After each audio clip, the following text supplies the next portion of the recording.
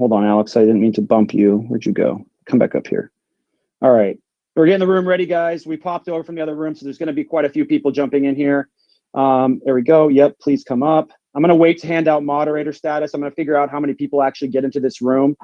And then we're going to figure out if I'm just going to mod the, okay, hold on. If I'm just going to mod the speakers, the actual panelists like Jesse and the like, or if I'm going to mod everybody. Let me figure out how many people end up getting on stage.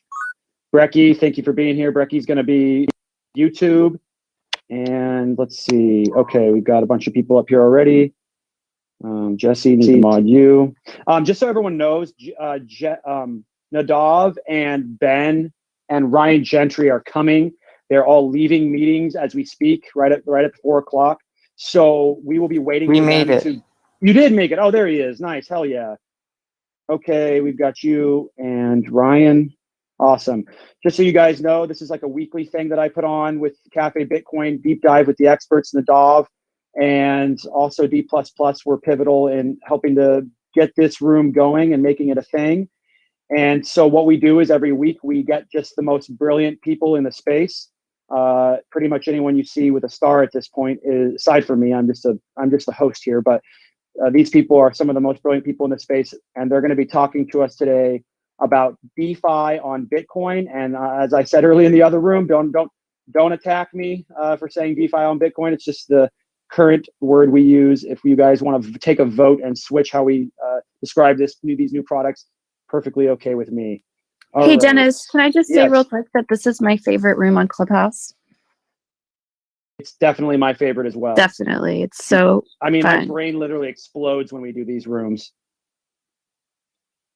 All right, then we got everyone. We have Matt. Matt, so you're the first one. We're going to talk to you first. Then we've got Nadav and we've got Ben, who are going to be big part two. And I see some panelists are definitely. And we've got missing. Ryan. Ryan's here. Oh yeah, Ryan's here. JC, always good to see you. Dustin, always good to see you. I just want to make sure. Are we missing anybody? I guess. Well, NBK said he might join later, but he's just not here right now. And maybe Alex will come in here and a few others. I know Volker said he'll be here eventually too. But we can go ahead and get things started since we got everybody here. And I want to make sure that all the people that were on time, that we take advantage of this opportunity. So let me just drink a little bit of water real quick. Okay. All right. Let me switch tabs here. I just came from another room. Okay. All right. We're ready to go. All right, welcome to Deep Dive. I'm your host, Dennis Porter. We've had a couple of great shows so far. We skipped last week, but this will be our third one so far. Last time we went super deep on quantum computing with Jesse Posner. My brain is still melting from that last room that we did together, and it was awesome. Basically, the conclusion is don't worry about quantum computing. It's not a major threat to Bitcoin at this time or any time near in the future. But this evening, we're going to be starting off with DeFi on Bitcoin and the potential to hodl your keys while earning interest on your Bitcoin. Matt Black is here with us today, and he has offered to share more about the work he's doing over at Atomic Finance. Matt is the CTO over at Atomic Finance, and I believe, Matt, you'll have to tell me if this is true or not, but I heard at one point you were actually a dev over at Ethereum. I don't know, it's just a rumor. According to reports, I heard that Matt was doing some amazing work over there, and a lot of great Bitcoiners saw how brilliant this guy was, and we're able to convince him to work on Bitcoin instead. And we couldn't be happier to have him here working on this amazing project with Atomic Finance on Bitcoin, doing DeFi on Bitcoin as it was meant to be. I will give Matt a second to talk more about this project and his story, but before I do, I want to also recognize, as I did Nadav Kohen and Ben the Carman. These two are working over at SuredBits.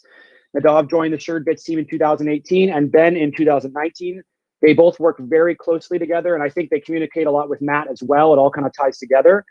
I want to say it one more time because it's really important. I want to thank Nadav because he continues to help me bring amazing guests to this show. I am just a host. I don't really know these people very well. I just get on here and talk to them, but Nadav has been pivotal in making sure that great guests come onto the show. And for the first time, we finally have Ryan Gentry. We've been trying to get him to come on the show for a little while, and we finally super happy to have you here, Ryan. So welcome. Okay, but also welcome to all the other panelists as well. A lot of brilliant people come on this stage. We have Jesse Posner, as I mentioned. D++ is my crewmate up here and one of the smartest women in the space. We got Dustin, JC, and also I got a lot of other moderators that are going to be helping me out today. I'll probably throw some green stars on them. But we've got Jim, John, Travis, Alex is up here, and let's see, keep going down the list. We've got Raj. I love to see you, Raj, all the time. Lightning helping me on the other room. Great Bitcoiner. Brecky is going to be helping us stream through Swan Bitcoin. Got Aaron, RK, anybody else? Paul and Kortik. Yes, great people on stage so far.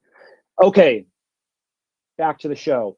All right, I wanted to let everyone in the audience know that eventually we will take questions. And if you're interested in asking questions, looks like some of you already are, go ahead and raise your hand now. As soon as we can, we will get to you, just because we want to make sure you do get an opportunity to ask these brilliant people questions. But be aware there might be some members on stage who I will go to first to make sure they don't have questions, which they definitely will. I know they will. Some of them mentioned already to me that they are very excited to ask some questions.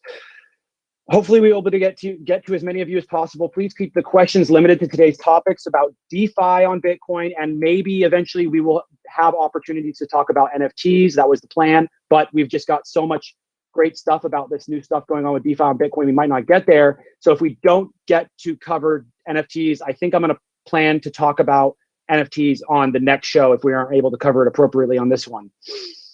All right, if you need to listen to this again, I know I will. I'm going to be too distracted hosting, so I'm going to probably go back and listen to the whole thing.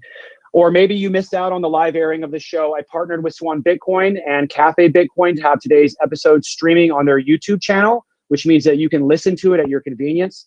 Swan Bitcoin is the Bitcoiner preferred exchange. That's my personal opinion. They don't pay me. They do Bitcoin and Bitcoin only, but they also have extremely competitive fees. You can auto stack, and with automatic recurring buys, you can take the guesswork out of buying Bitcoin. But they also don't charge any withdrawal fees, which means you can auto stack and auto withdraw with ease. If you aren't using Swan Bitcoin, head over to swanbitcoin.com/HRF or BTC Pay to donate a portion of your fees to either the Human Rights Foundation or to BTC Pay Server, both of which are amazing not-for-profit projects. All right, one more sip of water. Okay, I'm going to jump into the show now. We're past all that stuff. Matt, you're going to have to tell me a little bit about yourself. We've had you in the rooms a couple times, but recently I was heard that this story about how you were this brilliant developer over at in Ethereum, working on Ethereum, but at one point you were able to be convinced to come to work on Bitcoin. So I'd love to hear a little bit about that story and whether or not it's true. But once you're done telling us about your story, I'd love to hear about what you're doing over at Atomic Finance and the work you are doing over there to bring DeFi to Bitcoin. But please go ahead and start a little bit about yourself and if the rumors are true. Yeah, thanks, Dennis, and thanks for moderating again. Every room that you moderate is always an awesome one. So it is true. The rumors are true. I'm a shitcoiner turned Bitcoiner, Bitcoin maximalist. And so back in the day, back in 2017, 2018, I was actually at the time I was at Consensus working on actually at the time working on atomic swaps on the liquidity team. So atomic swaps between Bitcoin and Ethereum. And we were actually one of the few teams. So half of it was obviously more shitcoinery with Ethereum, and the other side was building obviously atomic swaps on Bitcoin as well. And back in the day, like obviously I really loved kind of the work that we were doing and being able to allow for financial tools to allow for people to swap between various chains seamlessly without any issues. But after some time, after working on atomic swaps, there was actually like more that I wanted to do, like with Bitcoin specifically. That team really taught me what sound money really means and why Bitcoin is obviously the greatest asset.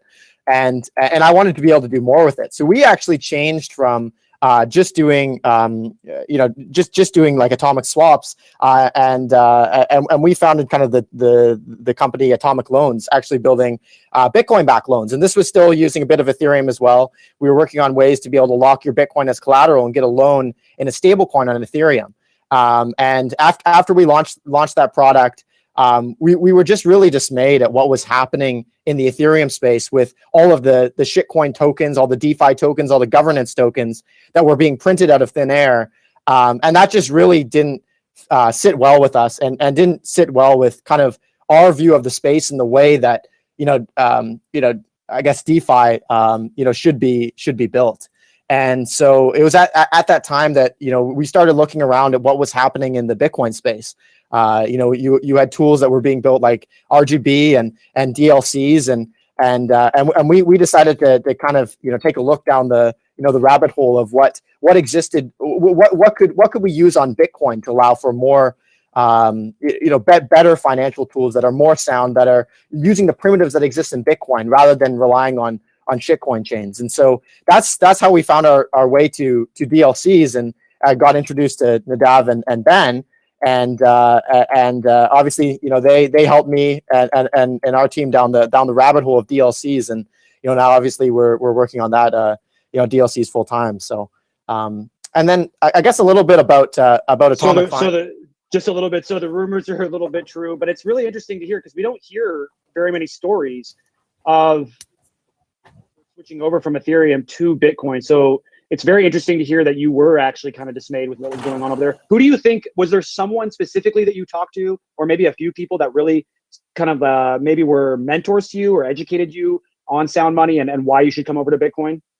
Yeah, so I think it's interesting. Like the Liquality team themselves, half of the team were very hardcore Bitcoiners, and the other half were more like Ethereum folks. And it was actually the team itself, like some of the individuals on the team, that really got me into the Bitcoin side of things, and really mentored me. Like before that, I had been kind of just playing around with what existed on Ethereum, writing Solidity smart contracts. We were interested in building lending products, and it was really that team that and especially the Bitcoin maximalists on that team that really had a big influence on me, coming to the Bitcoin side for sure.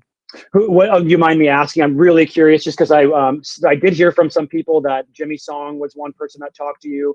Who was on that team, and maybe tell us a little bit about some of the people that were pivotal members of that team. Also, a note to all of you out there listening: like, do not underestimate the power of converting like even a single person to Bitcoin, because just Matt alone coming over is having a massive impact on Bitcoin's ability to grow with these new products. But maybe tell us a little bit about some specific people, if you don't mind dropping names. Yeah, I think one of the guys on the team, the guy who probably influenced you the most, is a little more privacy centric. So I won't say too much about him, but I will tell a bit about his story. So he's actually a very, very hardcore Bitcoiner, one of the few that working at Consensus, and he actually lives off Bitcoin. And so he basically he literally told Consensus, I don't have a bank account, so you're gonna have to pay me in crypto or whatever. And part of the reason for creating Liquality was so that he'd be Consensus used to pay out in Bitcoin, and then they started paying out in Ethereum, and so he wanted to continue to be paid in Bitcoin.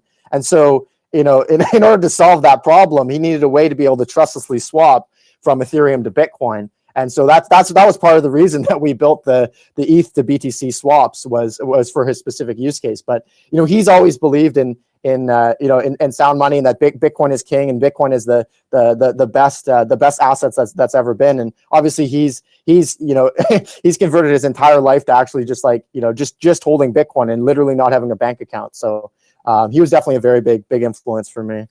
All right, well, I won't push you on it anymore. I know there's plenty of Bitcoiners out there. I used to be one myself that was very just OPSEC, privacy focused.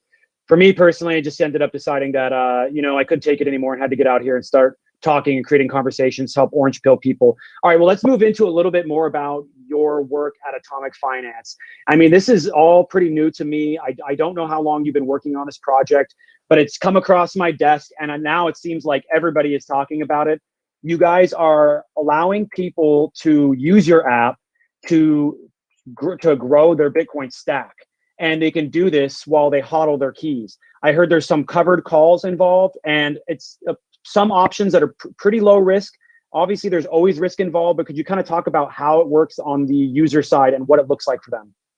Yeah, absolutely. So, I mean, we're building basically a mobile application kind of built on DLCs, which is obviously a primitive on top of Bitcoin that allows for you to create contracts on top of Bitcoin using basically a Bitcoin Oracle contract. But the basic idea is for Bitcoin holders to be able to grow their stack using yield strategies that are transparent, and we like to say non-custodial, but DLCs are like technically they are a 2 of 2 multi-sig with an oracle. So the idea is that you hold you hold your own key in that 2 of 2 multi-sig, kind of similar to Lightning, that both parties that are involved, like one party holds each side of the key, and so these strategies are really based on covered calls and are Bitcoin settled. And so for those that aren't familiar with covered calls, the basic idea is the way that you're able to make yield, like within the Atomic Finance app, is that basically rather than just taking your Bitcoin and saying, oh, there's these various companies I can give my Bitcoin to and get 6% yield,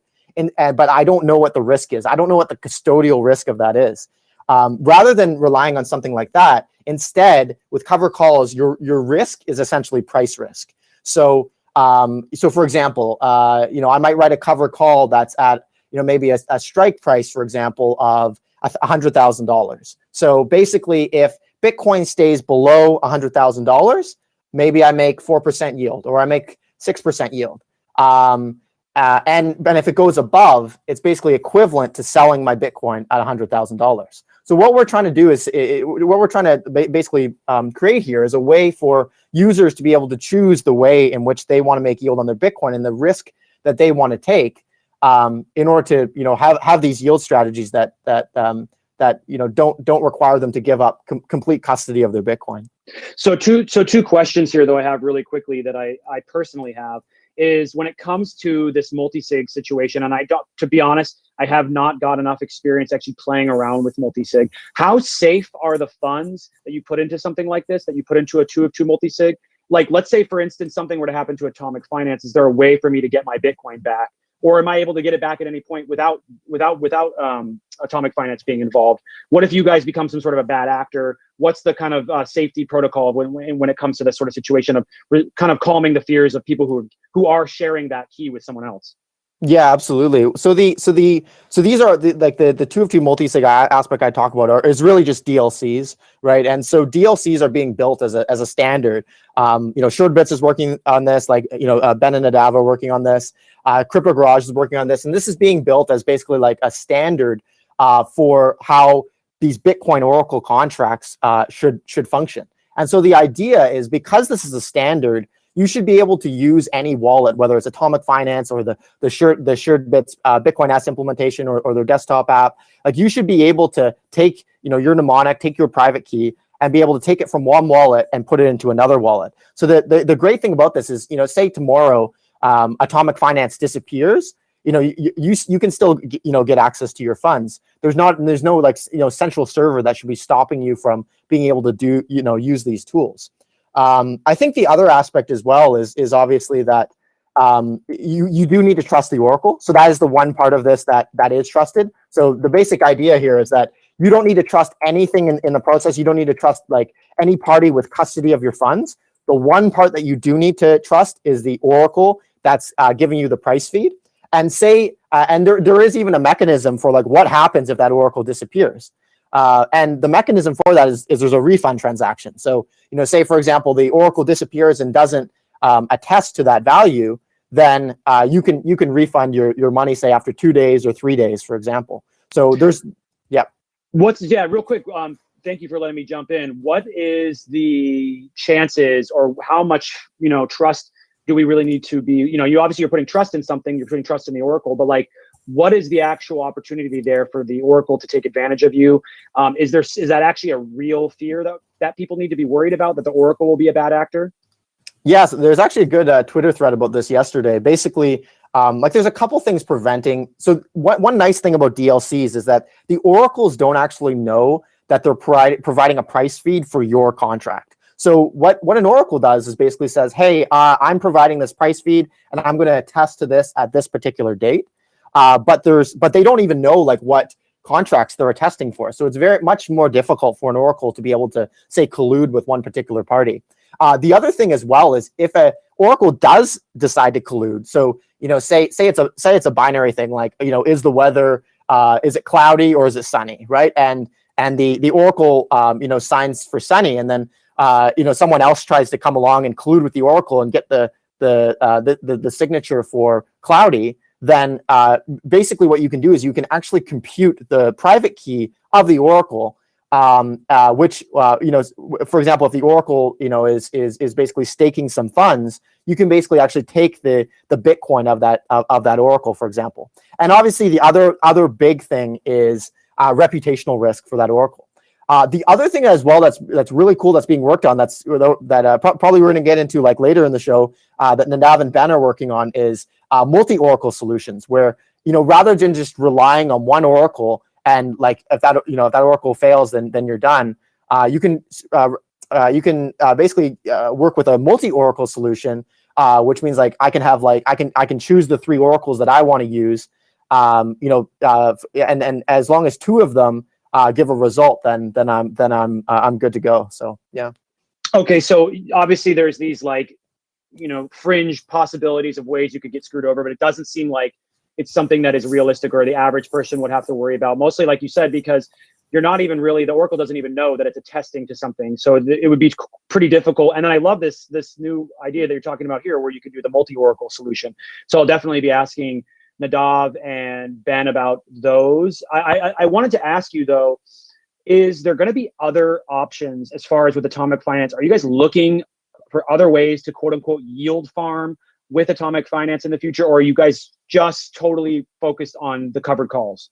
Yeah, so right now we're just starting with covered calls, basically because that's basically the simplest implementation for day one. But obviously we want to extend from there and basically for it to be basically a gateway of people being able to access everything DLCs, whether it's selling a covered call or selling a put in the future, which is going to be possible soon. Whether it's buying a call or selling a call, whether it's there's all these different strategies that users can do with their Bitcoin essentially, and it's just a process of putting out this first iteration, which is like making yield using covered calls, and then from there we'll be able to add more strategies as time goes on. But I mean we're just excited to be able to bring kind of these financial tools to Bitcoiners for the first time.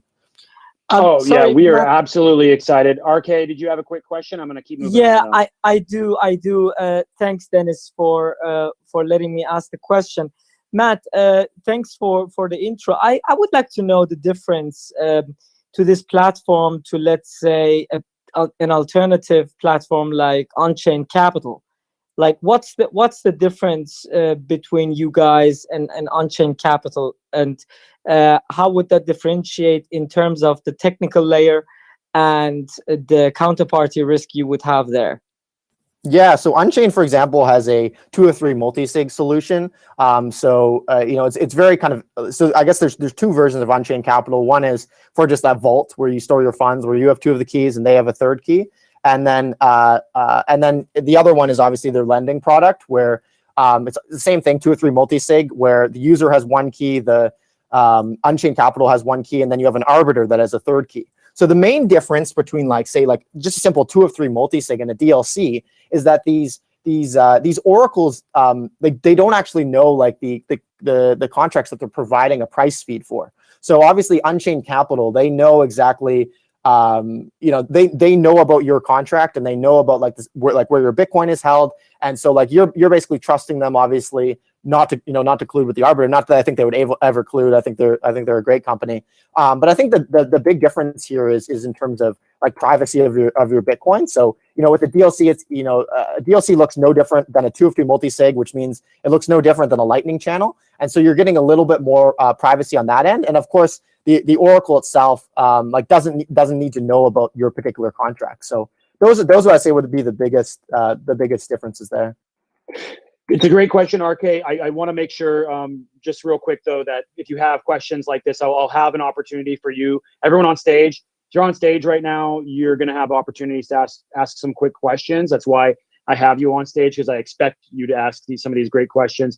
I want to try to keep moving through this a little bit further, and then I think we're going to bust into talking about shared bits with Nadav and Ben. And then I think that's when I'm going to move into the question asking phase, just so that way we're not moving back and forth between asking questions and talking about these new products.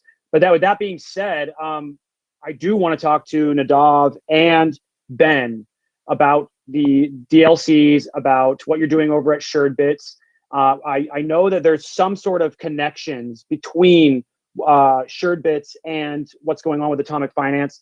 Nadav, could you kind of talk a little bit about what the work that you're doing over there at SuredBits with DLCs and Bitcoin S, and how that relates to what's going on with Atomic Finance?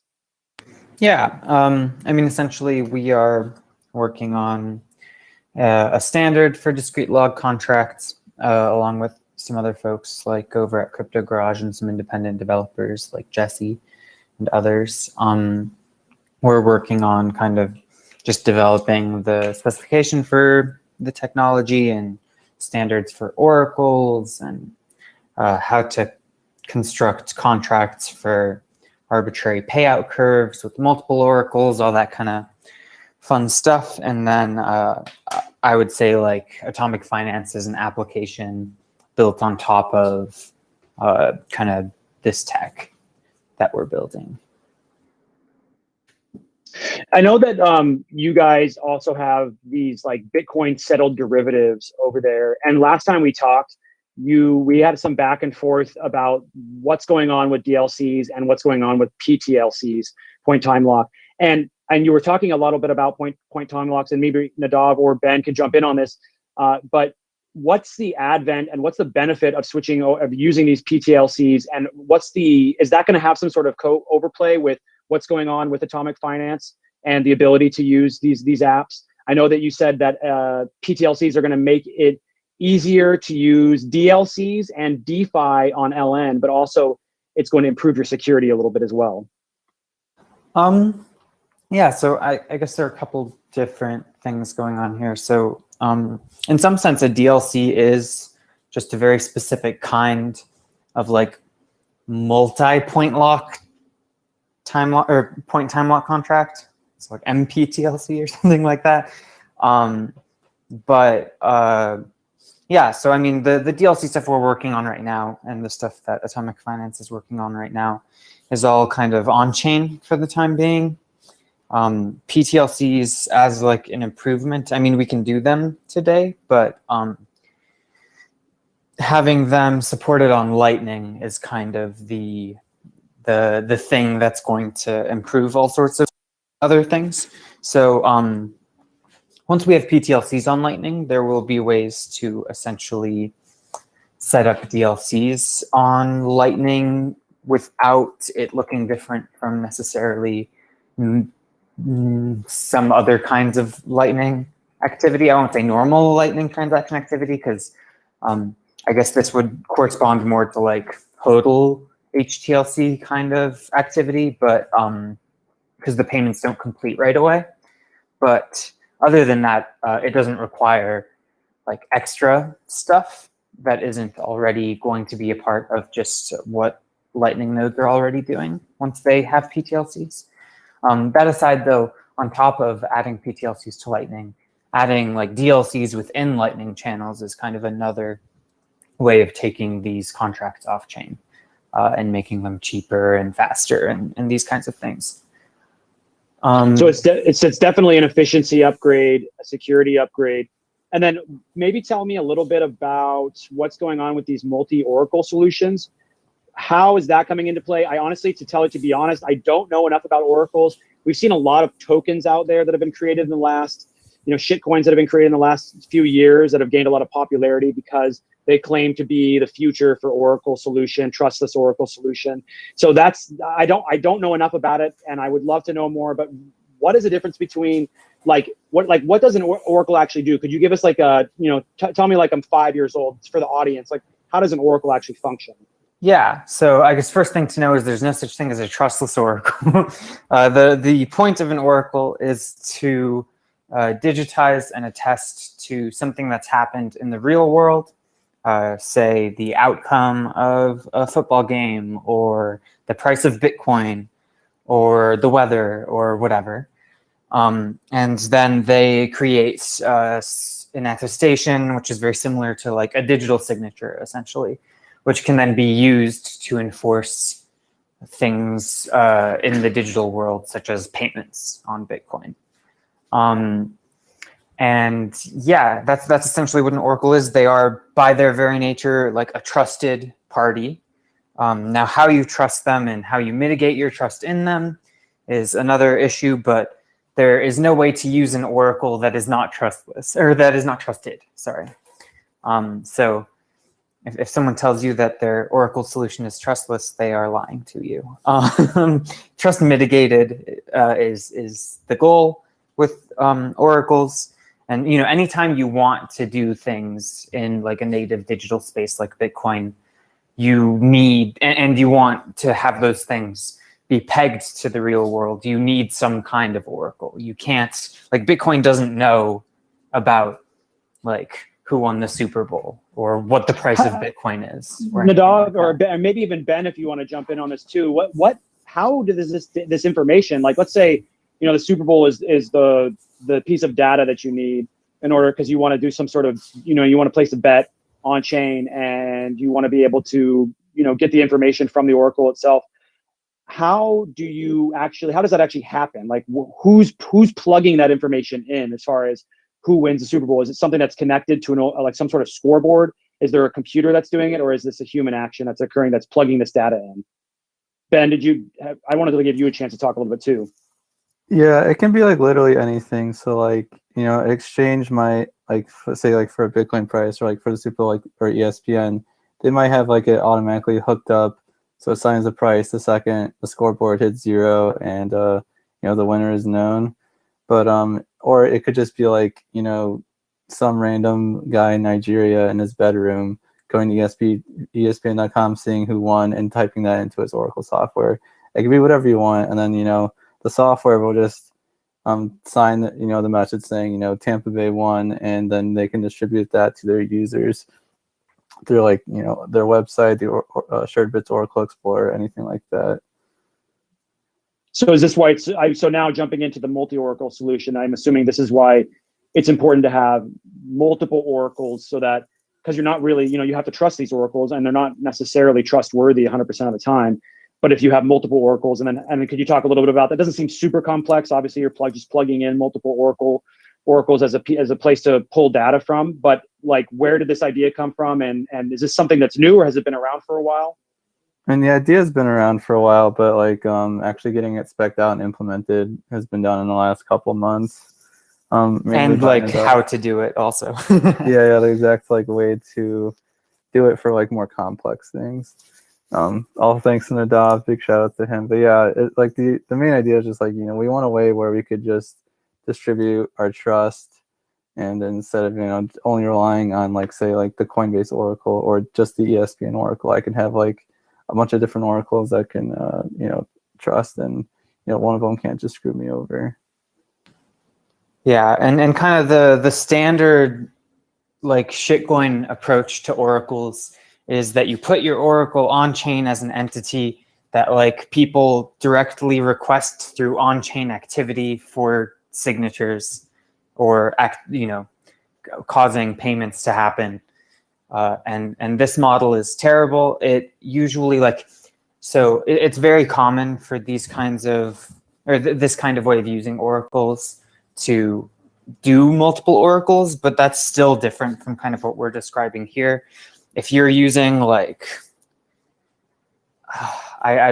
Maker, I think, has like 17 oracles for price feeds, and then they do something funky with them. But like the point here is that you are like the oracles are part of the platform, and they are not blind to what's happening. And the difference here is that with DLCs, you have oracles. They're not tied to any platform. Users get to pick their oracles, and when they're using multiple, it's not like, oh, you can only use the Shared Bits Oracle with the Bitfinex Oracle. You can choose whatever oracles you want. They're all independent entities that you can group together privately on the client side. And essentially in the kind of Oracle trust or security model for DLCs, oracles are entirely public actors. They have no way to lie in private, essentially. It's always going to be publicly provable and publicly verifiable if they ever cheat in any way. And meanwhile, users, clients, people who are doing DLCs are entirely private. So unless, you dox yourself, no one is going to know what your contract is, including the Oracle, or that your contract even exists. Yeah, so it's going to be sounds like it'll be a pretty good user experience. Like there will be systems in place that will show if oracles are cheating, and I'm sure the users will be able to see very quickly and easily, okay, these ones have not had to get a good track record. But also, even though someone might be 99% of the time, if you're talking about a large amount of money, that could be bad. I think that's why it's brilliant to be using multiple oracles at the same time. So it sounds like, for the most part, the risk on the back end and the security and the privacy are pretty stout. I'm feeling pretty confident about it after talking to you guys. Yeah, and in particular, to maybe tie into like RK's question about Unchained Capital, the difference between something like using DLCs and using multisig with like a 2 of 3 is that DLCs do not have any counterparty risk. DLCs have Oracle risk, which is something that is it's much easier to model and it's much nicer to have than counterparty risk, but there is no counterparty risk in discrete log contracts. Whereas using a 2 of 3 multisig, you obviously have 2 counterparties who could collude to steal your funds. The other thing, just to add to that, is like oracles on DLCs don't require like any on-chain transaction. All they require is basically a signature, an attestation by an oracle, which includes a signature. This is very different in comparison to, say, like DeFi on Ethereum, where every oracle like change requires an on-chain transaction. And so like when you have like massive changes in price or massive spikes in transaction fees, sometimes those oracle changes don't get into the blockchain, and you end up in situations where an incorrect price is still being shown on the blockchain itself. So you never run into those problems with DLCs, which is really nice. Yeah, DLC oracles are entirely off-chain entities. No, that's a really good point, Matt. I think we might have to have you and maybe someone like JC or a few other that are knowledgeable about the other, you guys are the de facto shitcoin insiders. We'd love to have a room sometime eventually where we kind of go over Ethereum. I think there's a lot of information out there about why this stuff doesn't work on Ethereum, and a lot of people don't really understand, myself included, why it will never work on Ethereum. So that point alone right there, I think, is something that people need to hear. So maybe one time eventually we should do some sort of room why this stuff just won't work, aside from Ethereum just being, as a token, just being garbage, but on a technical aspect as well. I think it's good for people to understand this stuff. All right, I do want to kind of keep moving along here a little bit. I think for myself, I've had a lot of my questions answered. I know there's a lot of people on stage that have some good questions that are probably ready to go right away with some brilliant, much better stuff that I could possibly ever ask. I know Aaron was very, very excited about coming into this room and asking some questions. So I'm going to go to Aaron first, and then I'm going to try to like figure out who wants to go next. But Aaron, are you ready with a question? Did you want to go ahead and throw one down? Sure. Where are you clearing these options trades? Yeah, so these essentially what's going on in the background is essentially you have kind of two sides of the market. You have the people who are selling calls, and you have people that are buying calls. So the users themselves are basically posting an offer for a covered call, and typically what we're doing in the back end is basically just putting a spread on those calls, on the premium that you get, based on bid prices that exist in various options exchanges. And then you have a market maker that is actually buying those calls. So what we're actually in the process of building right now is it basically looks like if anyone's familiar with an RFQ system, request for quote system, it's kind of similar to that, but basically on an open platform. So if anyone's familiar with, say, Join Market, the way that they do it is they basically have a request for quote system that exists on IRC. And so we're actually building initially kind of on top of that, and basically taking the DLC protocol that exists and having those offers be able to be put in a request for quote system to market makers. So you're using an OTC desk? We have specific market makers that we're chatting with that are interested in providing liquidity. So if you want to call them an OTC desk, obviously it's a lot smaller size than you typically see in an OTC desk for retail. Okay, got it. So just generally my thought on this is that I think advertising it as though you are actually holding your own keys in this process is a little misleading, in that you are surrendering your keys to a 2 of 2 multi-sig in a discrete log contract that requires your Bitcoin to be called from you at a certain strike price. So you no longer have rights to the Bitcoin after you have surrendered your keys to this contract, because it will be called from you if Bitcoin rallies above the strike. And then also there's an issue of order flow of, how advantageous or disadvantageous are the prices of these contracts being executed versus other prevailing options contract prices. You mentioned, for example, if someone wants to get out of the contract, they can exit their sold call by buying that call. But as we know in finance, the spread on option contracts are extremely wide. Often you can lose, 25, 50% of the option position just in the spread and in the process of buying and selling. So there, it's not like, I think generally what you're doing is fine. There's just like other risks involved in like, how are you providing clearing prices for these orders versus what I could execute on another exchange at better, more advantageous prices. And then I don't really own the keys to my Bitcoin, even though I do, but now I'm locked into a contract. And then, as you mentioned, the Oracle risk, not necessarily that the oracles are bad actors, but just that the average user is unable to audit an oracle. Oracles are extremely complicated mechanisms. And so if there is an oracle that the user chooses just by default, and that by default oracle becomes the prevailing oracle used by the vast majority of users, and then that makes that oracle's price mechanism subject to manipulation. Like, for example, we saw when Ethereum crashed, much more on the Kraken than on other exchanges. If most of the oracles were using the Kraken API price feed, then a bad actor could manipulate the price of an asset on a single exchange, because that would affect the atomic finance oracle prices versus, and then, they could have a position in another derivative exchange elsewhere to arbitrage that risk out. And just by manipulating the price on a single oracle, they're able to manipulate because derivatives have a substantial amount of, notional value versus their underlying. And so there's a bunch of, very complicated risks, I think, for the average user. And that's my only observation.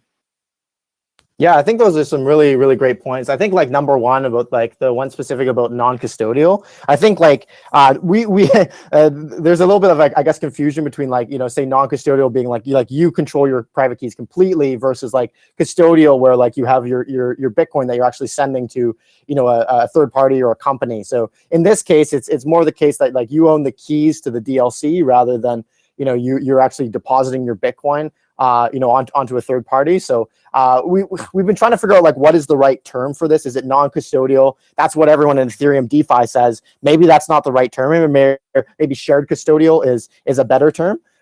So that's kind of the details of that one. And then your second point about like basically the spread between the various options prices. So initially what we're doing like with DLCs is users are able to like sell a covered call.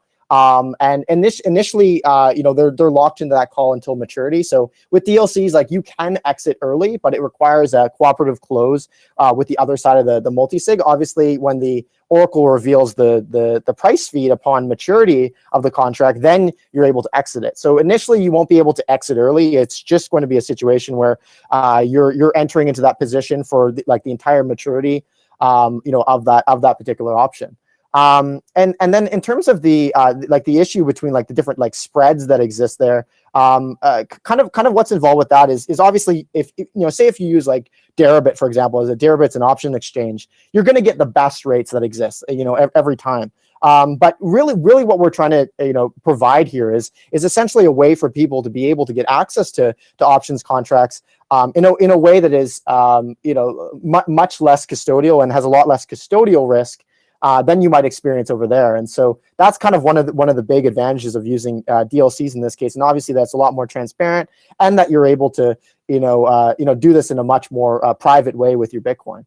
And then in terms of your third point, like not being able to audit the Oracle, yeah, that's definitely true. Like not everyone's going to be able to audit the Oracle, but obviously the tools should exist for users to be able to do so. SureBits is actually like the Nav and Ben. They're actually building some great software for for people to be able to just download Bitcoin S and be able to verify like signatures from an Oracle and check that it's legitimate. So those will just be like user tools that come out over time. Obviously, it's not going to be super simple for everyone, and it should be built into whatever software exists for DLCs. So, and then in terms of like the issue about like manipulating price on a single exchange, I think obviously a multi-Oracle solution will help that a lot, because obviously that just increases the difficulty of manipulating any one exchange in order to manipulate the Oracle price. So yeah, hope that answers like most of your questions there. Yeah, sure. Thanks. I appreciate your thoughts. I certainly think that advertising it as though you actually own your Bitcoin when you don't in actuality own your Bitcoin, you're entered into a contract that you can't escape from, is important. That's probably the number one point that I would make. And then secondly, options are extremely expensive. The spreads are extremely wide. And if your Bitcoin is called from you due to a price rally, you are not participating in the lost upside because of your call. Yeah, I think that's a great point. It's really up to users in terms of what risk they want to take. Obviously, you can make a much bigger yield, 15-20% APY if you want to take a lot of risk. But if you get called, then you're losing your Bitcoin. If you want to be really risk averse, then you can be. I think it's really up to the users. It's really the choice of the users to be able to decide like what level of risk they want to take. But yeah, great points. I think in terms of go ahead.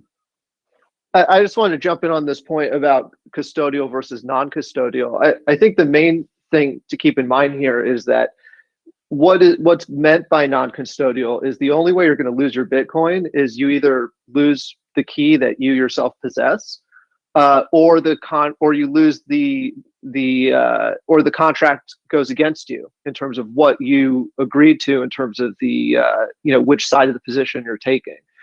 Now, that's caveated by the fact that the contract can move against you in a way you don't expect if the Oracle is not reliable or fraudulent, which that risk can be mitigated by using multiple Oracles or a 3 of 5 setup with Oracles. But other than that, there's no way to lose your Bitcoin. Whereas if you are depositing Bitcoin on an exchange, or if you're using like a Unchained Capital like 2 of 3 setup, somebody else that you're trusting, a third party, to hold keys that control your Bitcoin, if they lose those keys or if they collude, you can lose your Bitcoin. And that's not the type of risk that's present with the DLC. I think one of the biggest points there too that I thought was kind of the most like would make me the most worried as like a average human being, and not talking about the super technical aspects of it, but I think the Oracle problem was something that I was kind of most worried about. And I think the multi-Oracle solution coming is, to me, that's a big deal. Obviously there are risks involved, there are inherent risks anytime you do anything like this, but I think when it comes down to it, for the most part, at least this thing seems like it's going to work as long as we get enough track record behind it, and we have great people working on this project. I think that as long as you are, taking a really low risk option, really what's going on here is you just really potentially miss out on price movement, price action. And I'd rather that than completely give up possession of my keys. I'm not saying I'm gonna sign up for this service tomorrow, but I would say that I would be much more likely to sign up for a service where I'm not physically transferring my Bitcoin into somebody else's wallet and I have no control over it whatsoever, and I have to depend on them to even give it back to me, right? So that's the couple things that I like about what's going on here, and I can't wait to see more of the tools that Matt and Atomic Finance develop into the future. Let's keep going with questions though. Aaron, obviously asking some amazing questions. You're gonna get tough questions from Bitcoiners. That's kind of the way it rolls around here. So Matt, I thought you did an amazing job answering those questions. Let's see who we got next in line. RK, are you ready to ask a question, or should I move on to Paul maybe? No, go ahead to Paul. It's fine with me for now, Dennis. Thank you. Thank you, RK. Paul will be next, and then Kortik and Brad if you have questions, but go ahead, Paul. Hey, so Matt, would you be able to go into more detail in terms of how the Oracle for atomic finance will be functioning? Like, I'm assuming it's you guys running the Oracle, and if so, like, talk some details about how that would look like.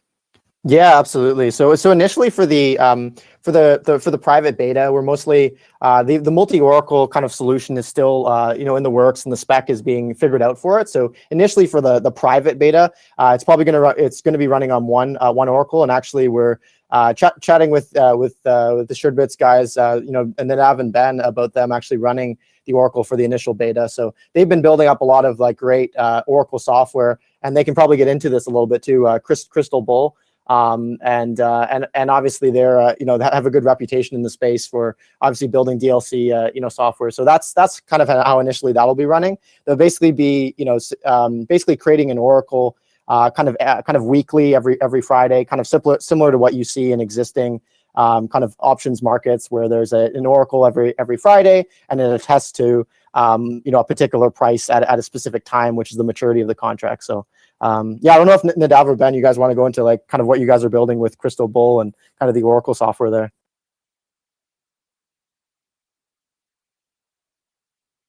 Ben, this you.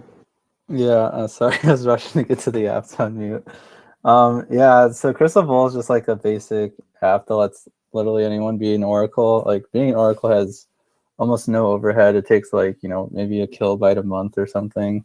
So it's really easy to do. So we expect like probably initially we'll have like maybe a bunch of competing Oracles that'll, filter down to like a bunch of like really well established Oracles that, are putting out like a price feed every day or something, and, doing like exactly what people need. So, maybe that's exchanges, maybe that's some of the SuredBits devs, maybe that's you, it could be one. So, it's like super easy to run, and we're building more and more tooling around it to make it even easier. But yeah, I would expect that we do get like a good plethora of Oracles coming out just because it is so like simple to do. And Ben, is it closed source proprietary code? No, it's all open source, and if you want to make it yourself, it's not too hard. I did it in a weekend. Is this already up on GitHub under SuredBits, or? So it's on the actual implementation is in Bitcoin S, which is like SuredBits is like open source Bitcoin library, and then Crystal Bull is just like a GUI wrapper on top of it that's under my repo. I will note though, because it's a bit confusing, Bitcoin S does not stand for Bitcoin SuredBits. It stands for Bitcoin Scala. Other people other than SuredBits also use it. Yeah, I've gotten people asking if it meant Bitcoin stable because we made the stable not a coin. But yeah, Bitcoin Scala. Yeah, so like people over at Gemini use it for some things, for example, because they're a Scala shop. Good question, Paul. It looks like I PTR'd here just a second ago. I'm going to get to some more people that it looks like I kind of passed over and make sure that you guys don't have any questions. But I wanted to say a couple things real quick. One, if you like this room and you're like being a part of these conversations, I do these on a weekly basis. And me and Nadav and D++ put this room on. And I'm the host, but I try to just create a room for some of the most brilliant people in the space to come up here and talk about what's going on. Today, we're talking about DeFi and Bitcoin DeFi and some of the products that are coming out with atomic finance. If you want to be a part of these conversations in the future, make sure you go to the very top and follow Cafe Bitcoin. Also, please follow pretty much everybody on stage. The Green Star people are kind of the main contributors today, but a lot of these people on stage spend a lot of their time talking about Bitcoin and educating others. So check out everybody's profile on stage. I don't think that you'll find a single person up here who you wouldn't be interested in following. I want to make sure that I get to Jim and Travis and Raj. We're kind of first in line here as well. Jim or Travis, did you have a question? Hey, Dennis. No, I'm good. Thanks. Travis? I've got one just related to timeline. Can you speak to a little bit about how the timeline's going to look on all this? That would be you, Matt, I think. Yeah, do you mean specifically atomic finance? Yeah, just curious, is this something we're going to see in like 3-6 months, or is this kind of way down the line, or how's that going to work? Yeah. So we're looking. We're just in the process right now of basically working out all the bugs and doing a lot of testing. So we're aiming to get like basically the private beta out next month, and then looking to have like basically the public beta ready to go end of May. So that's kind of what we're looking at for timeline in terms of like the multi-Oracle timeline. Nadav might be able to speak more to that. Yeah, I mean, DLC code or DLC specs and the code that implements that, which there are multiple implementations in the works. So we have a V0 milestone up on the specification repository that we're working towards. I'd say definitely by end of the year, we'll release that V0. You want to think of the V0 for DLCs kind of like, or similar to the kind of initial release of the bolts, where, you know, the bolts aren't finished. They're still changing pretty frequently, but at some point, essentially being backwards compatible became kind of a worry. And essentially, you know, if the bolts change, nodes don't like become incompatible with new nodes and old nodes. So that's essentially, once we have V0 out, it's not that like all the work is done, but it's that we have like kind of the base set of features, you know, multi-oracle, numeric contracts with bounded differences between oracles allowed, these kinds of things. Fraud proofs. Look at the milestone if you want kind of a picture of the full set of what this will include. But then, you know, we're going to keep adding more stuff to it and optimizing things. It'll just be that, you know, old clients will still always work. So, you know, these days, and Matt is kind of ahead of the curve on this because he's willing to deal with the pain of things changing under his feet to build stuff on top. But yeah, so like this stuff works today. We've been executing things on chain. It's just a matter of like getting it to a more stable place and making sure that interoperability works between kind of all the different clients, and that everything is going to be smooth going forward. So I guess in one sense, like it's already here, and in another, it's just we've hidden how to run it so that people don't do it, because we don't recommend it unless you really know what you're doing.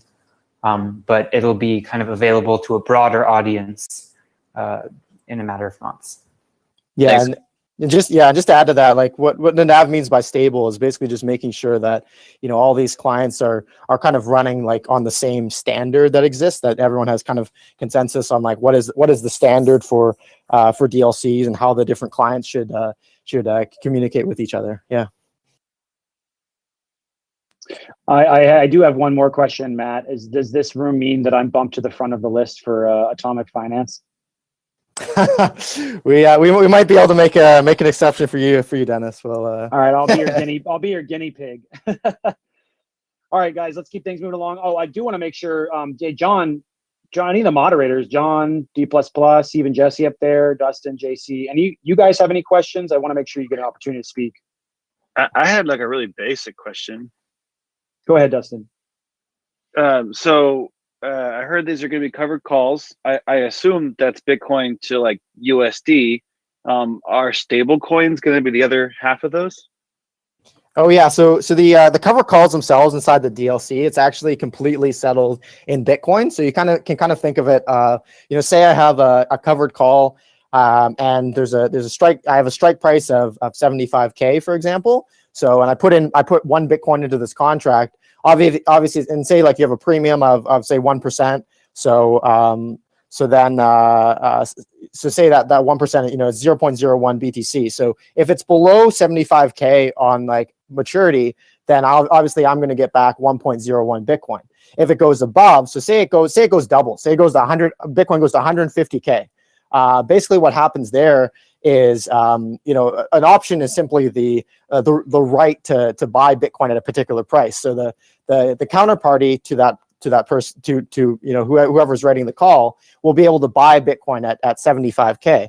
So what actually happens there in the DLC is it's simply a situation where you know, if you think about it in the background, the counterparty's paying $75K to be able to buy 1 Bitcoin, which is worth 150K. So what we do there is we just have basically the user gets 0.5 BTC back plus the premium, and then the counterparty who bought the call gets 0.5 BTC. So everything's settled in Bitcoin. Yeah. Wait, okay, I'm just trying to walk through this. So let me just like just pretend I'm really dumb here. So I go to your site, and then I buy someone else's covered call through there. So the covered call is going to execute. I still need to put more money in, right? Yeah. So these are a little bit different than like. So I guess what you're referring to is actually like physically settled options, whereas these are like cash settled options. So settled in Bitcoin itself. So if the users on the apps are actually writing covered calls, and then the market makers are buying calls. So if you put in, so you don't have to put any extra money.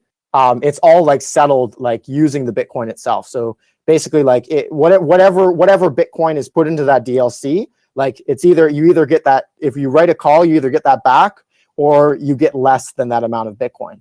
You either get that Bitcoin back plus the premium, or you get less of that Bitcoin back. So that's kind of how that mechanism works. The other side of it, like, so if I'm buying a covered call, at what point when I execute that do I put up the extra capital to acquire the Bitcoin?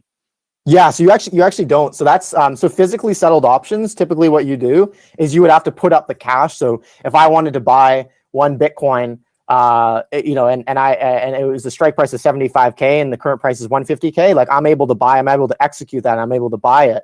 I would need to put up that extra cash. With cash settled options, you don't actually have to put up that extra cash. It's basically just like the difference of that is what I get paid out. So instead of me getting a full Bitcoin, instead of that, I get half of Bitcoin, and obviously like the 75K I would have paid for that, I'm not paying, and so that's deducted from the amount of Bitcoin I get at the end of the day. Does that make sense? Okay, I understand now. Thanks so much, Matt. Yeah, no worries. Great question. I'm literally going to have to go back and listen to all of that.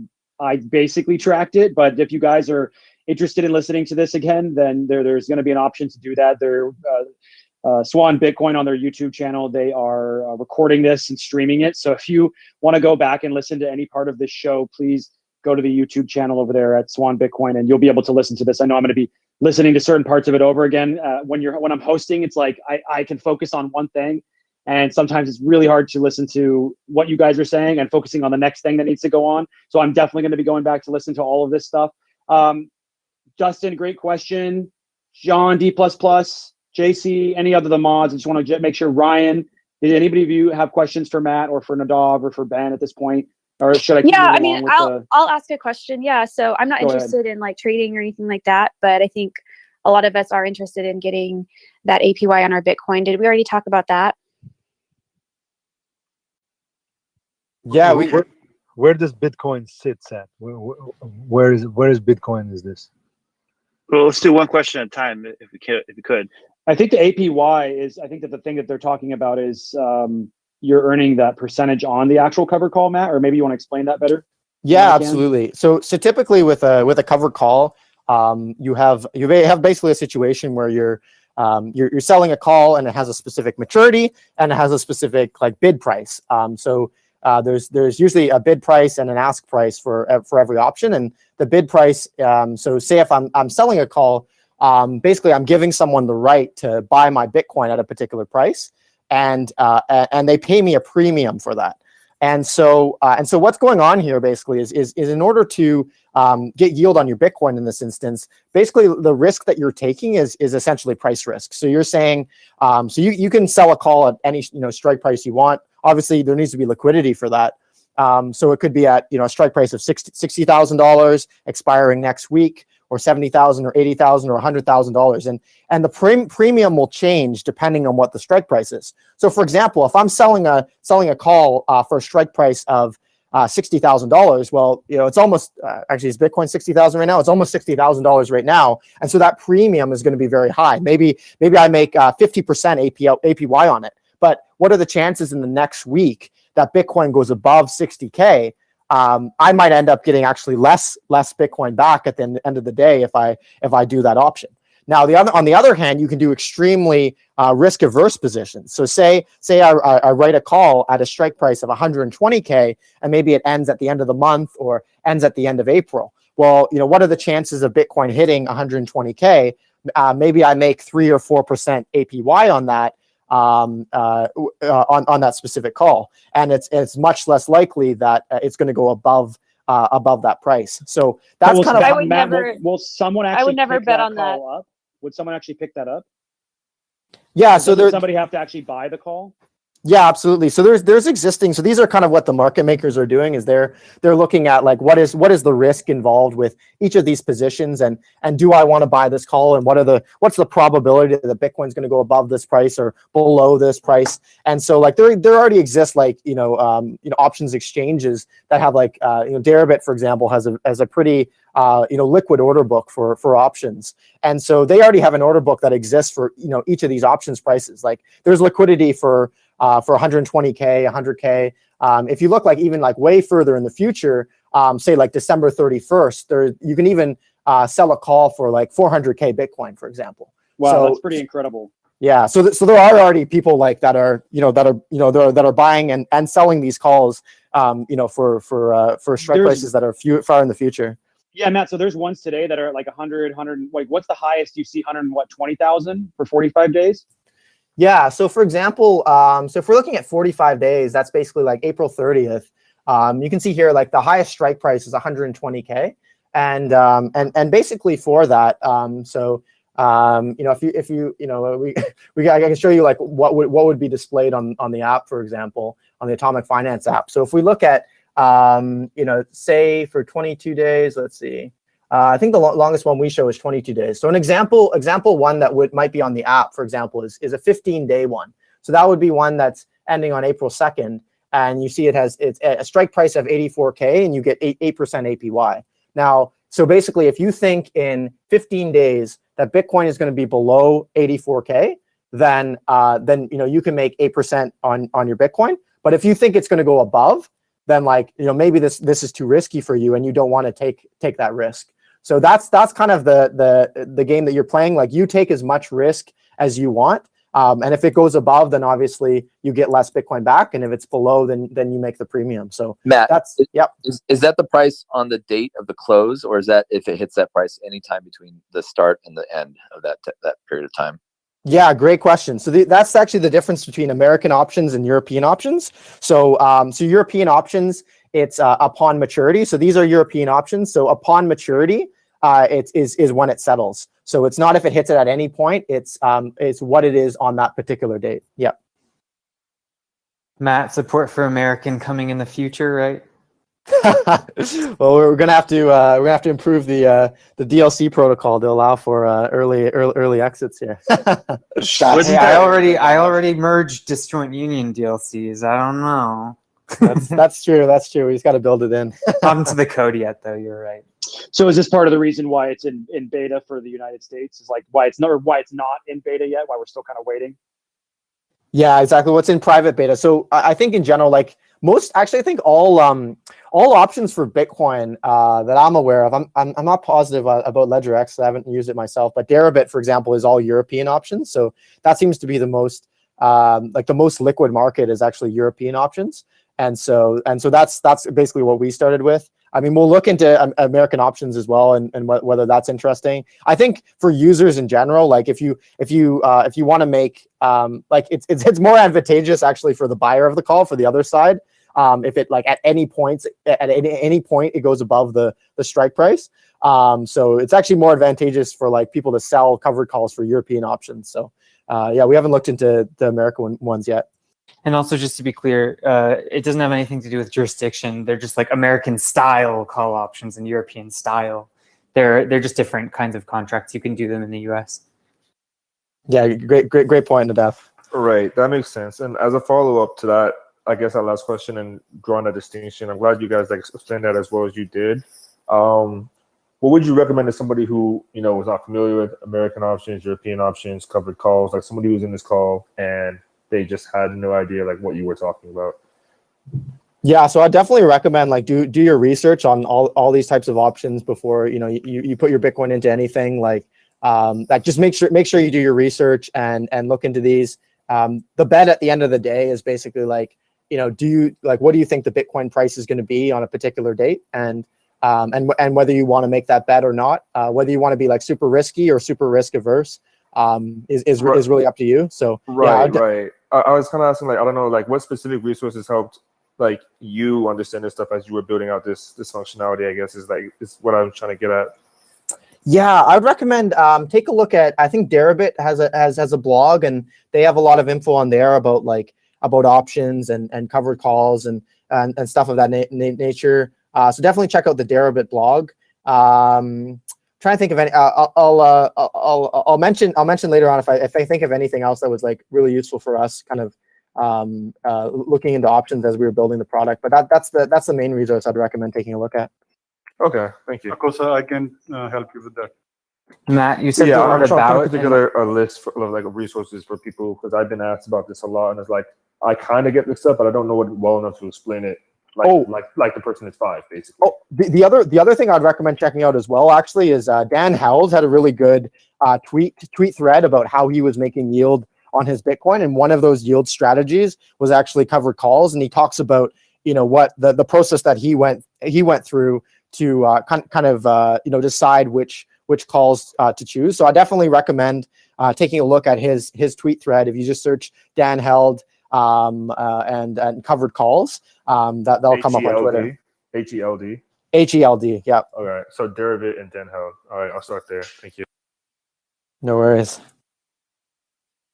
Yeah, I just read that actually. I was going through some stuff, and I believe he's your founder over at SuredBits, who he's not on Clubhouse yet. What's up with that, Nadav? We got to get this guy an iPhone. He's an Android user. He's listening right now on the YouTube stream. Oh, hell yeah. Well, thank you, sir. You sent me some great information earlier, and it helped to be ask some better questions and get the show going. So I read some threads eventually too on his Twitter. And do you know his handle? I actually need to go back and look. I think it's Chris Stewart 5 with underscores, but I can double check. Here it is, I think. Yeah, it's Chris _Stewart, STEWART _5. That's the founder of SuredBits. He sent me some really great information right before the show was about to go live, and it was very helpful for me understanding what's going on over at SuredBits. So I really appreciate that. He also has, if you look there, he does have that link to Dan Held's document about covered calls and all the different option plays out there as well. Okay, let's keep things moving along here. I wanted to say, if you are sending me a message on Twitter or on Instagram, I will definitely get to all of your messages after the show. So please be patient with me. It's really hard for me to divert my attention away from the show and message people. But if you're interested in messaging me or talking to me on Twitter or Instagram, I promise you I will get to those messages as soon as the show is over. Just really hard for me to focus on that while the show is going. I want to jump back to the line of people that are ready to ask questions. We have Jim, Travis, Alex. Good guy, Alex. Are you up here to ask a question, or are you just hanging out today? Just hanging out, brother. What about Raj and Lightning? Raj, you got one? Yeah, I have a question actually. So this is really good stuff, guys. And these products are going to be out there. And as a maximalist, I'm really happy that maximalists are handling this stuff. And right now, I understand you sell covered calls, but other products are going to also come to the market. And eventually, there will probably be enough open interest that reflexivity of options amplifying the price becomes a risk for the broader market, like we have seen in the stock market. So I'm not worried about the price per se, but it becomes a vector for FUD, just another factor. So I was thinking maybe there may be some kind of a open interest based Oracle based approaches that could put some kind of a dampers in the price movements. Do you think that's a risk? And if there is any solution to it, if it's a risk? Yeah, I guess there's the question about so if there's massive price swings, that could dramatically affect kind of what happens with how the oracles are reporting on price, and is there any way to mitigate that? Is that the question? That plus actual real movements, because in case of extreme swings, the markets can become illiquid in the spot area, but option prices keep moving. Just like the kind of thing that we saw in GameStop, for example. So, it becomes an attack vector. I'm not worried about people who bet on these, but it can become a FUD factor for people who want to oppose Bitcoin as what it is. Yeah, so I'm not sure about the obviously Bitcoin price is going to swing and illiquidity in exchanges will be a factor in that. I think one thing that obviously solves a lot of problems with that if you have illiquidity between various exchanges is obviously the multi-oracle solution. If you have say a three of five multi-oracle, then if two of those exchanges have just become extremely illiquid, then then the issues that you might run into with a DLC are obviously going to be mitigated. But in terms of actually how massive price swings in Bitcoin affect the oracles, I don't know a good good thing. I'm thinking, for example, what happens on March 15th, where Bitcoin fell dramatically. At the end of the day, that's the price that's going to be reported by the oracles. I do think rather than having oracles just attest to what was the last trade price, you'll also see some amount of oracles that are attesting to prices using volume weighted averages over time to avoid these kinds of more manipulative downswings or upswings that are very temporary. Thank you. That's exactly what I was thinking about. All right, I'm going to keep things moving fast since we have so many people on stage still and plenty of people in the queue. I promise you guys we'll try to get to you as much as we can here. We're just going to keep this room going as long as we can keep some of these guests up here, probably maybe another hour or so. And if you guys need to peace out at any time, if you're one of the panelists, please feel free to just tell everyone that you're taking off, or you can just message me privately and leave quietly if you prefer that method. If you have to take off.